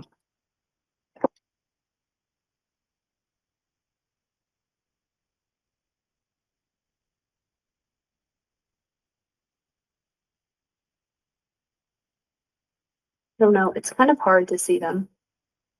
I think once I get out there and have some images for you all, it will be a little clearer. Yep. Westernmost area, seeded and planted. But certainly all the zones that we saw in those images when we were reviewing it. Good. And I'm very interested to see how this goes with regrowth. I will be very curious, but yeah, they planted 70 to 80 sycamore seedlings and then the native seed mix as we discussed. Great. So I'll keep you all updated. And they are doing this Trails Open House Day. As we mentioned at the last Conservation Commission meeting, but this is the actual details of it. I unfortunately will be out of town on this Saturday, but I encourage any of you to go. Saturday, May 17th. And, I think you'll get an opportunity to see some familiar faces of neighbors who've spoken in relationship to this property. And I think it would be wonderful to have some piece of Conservation Commission presence at this site Trails Day. I do really regret that I can't be there. Can you remind us, Ava, as it gets closer? Absolutely. Yep. We'll have one Conservation Commission before that on the Monday before. So I'll remind you all of that on this time. And this is to reintroduce the community to the trails on the other side of the stream of the Manhan. Great. All right. Okay. And now that's all I got for open projects. Okay. Under general business, we have no minutes to review this evening. Any updates on the wetland ordinance? Yes, I do actually have an update on that. So Allison Manuel, the planning director, has delegated review of the ordinance to Johanna Stacy, who's a senior planner. for the city, who worked as a senior environmental planner for the Northampton DPW for like 7 years, where she handled wetlands permitting for them. So for the Northampton DPW. Yep. So she brings her experience for the review of it, and also a planning eye, which I would say we've already begun some discussions where she's had some concerns about how this would restrict planning, how this would restrict new development. So she's bringing a different perspective to it. Great. And simultaneously, she is also working on a review and a revision of the stormwater ordinance. Which I believe was something Commissioner Buttrick brought up a number of months ago, was due for an update. And I believe she's maybe going to fast track the stormwater ordinance because it's an easier lift. Okay. But just as an update, that is also coming down the pike. And I'll keep you all updated as a draft would have to go to council, and I understand the commission will want to review it and such. So great. And then the last item here, River Valley Wet Meadow Invasive Plants. Yep, this is just really an update for you all. I went out, I met Matt Burson at River Valley Co-op. River Valley. Yeah, River Valley Co-op, sorry about that. The River Valley this morning.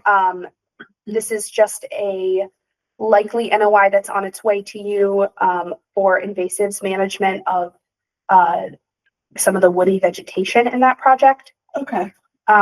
We don't need to discuss it at length here. I guess I just want to quickly confirm.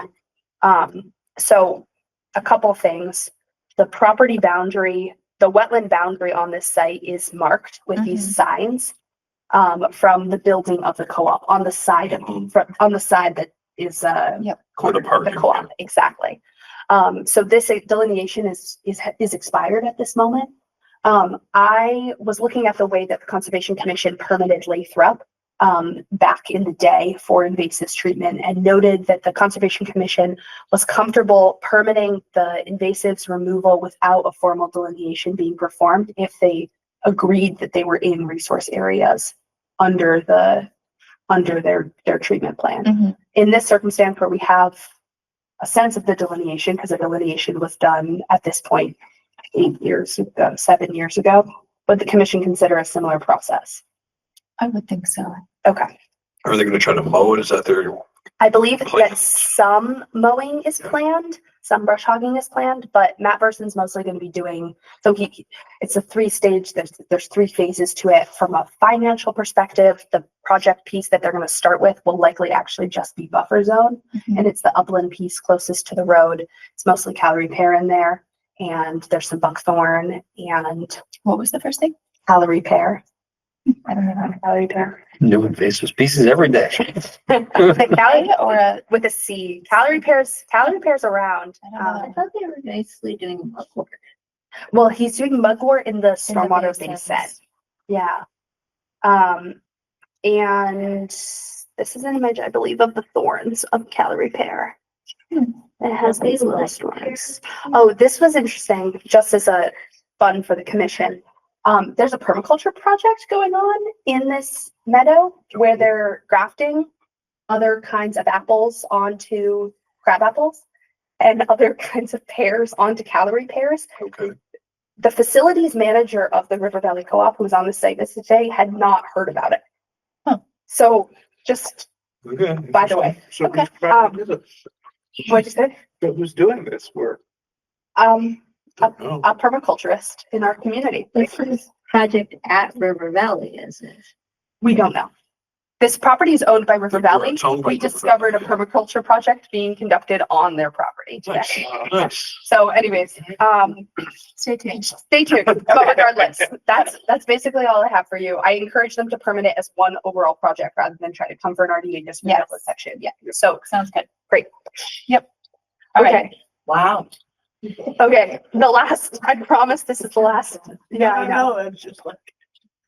The last thing is this Art in the Garden event that Pascalina and Sophie, who's the new sustainability coordinator, and I are holding. It's on June 7th from 2 to 5, and it's going to be a tour of home gardens with local art placed in each garden. I encourage you all to come if you'd like. I'll keep advertising this to you, so don't stress. However, there is a deadline. If you have any interest in being a host, the deadline to apply to be a host is May 1st. I do assume you have to be present, right? I mean, you don't. You could have someone else serve that role. Would you send me that link? Absolutely. Yep. Yep. And we are specifically looking for houses in the area of the Cottage Tree Cultural District, particularly for this year. Okay. Okay. One more thing I promise. The community garden, the community, I know. The community garden wants to plant pawpaws around the community garden. Sarah King, the chair of the community garden subcommittee, wanted to ask me about surrounding area of the garden. I think that's a confusing term because it's like, where is the garden end and Echodale begin? My thought is that I'll have a conversation with her about where, like, what we consider Echodale to be begins, but that within what I consider the managed area of the community garden, they're welcome to plant whatever kinds What of is this plant? non-invasive fruit trees. Native fruit. It's native to the Atlantic coast. I see. Yeah. Not native to Massachusetts. It's not native to Massachusetts. It's not going to be on the county checklist. It's native to Maryland, I believe, is the closest it's native to, but it's certainly not invasive. But it might be becoming. It will be native in 30 to 50 years. Do we want to have any oversight in what they're doing? I assume the answer was no. My biggest concern would be that the pawpaws would get mowed down during the run. Right. We don't want them, I imagine, we don't want them to be planting in Echodale proper without conversation. I mean, the way I don't know if they know, but when we laid out the garden, it had a clear area, like we did an RDA, this is the garden area. It's from where the shed is down to basically. It could have drifted by now. It may have drifted a little bit, but I don't think it would have drifted that much. So, Yeah, that might be worth looking at because we know in at least one direction there's wetlands, probably. Yeah. So, But I would think if it was in the area that has been maintained as part of the garden and the surrounding like fringe to it, it would be fine. My assumption would be like within a mode, because they mowed the path, so they mowed the immediate perimeter. Yep. Yeah, if it's in mode area, I don't have any there. Great. Okay, but I will look into, thanks for bringing that up, Commissioner Butcher. I'll look into what that actual garden boundary is so they know. And know that, non-invasive plantings within that are good to go. Okay, that was actually it, I promise. Could we possibly have a motion to adjourn? Motion to adjourn. Or I second, I guess. All those in favor? It is 9:18. We are concluding the April 28th meeting of the Easthampton Conservation Commission. Our next meeting will. This government meeting is brought to you by Eastworks and our local cable subscribers.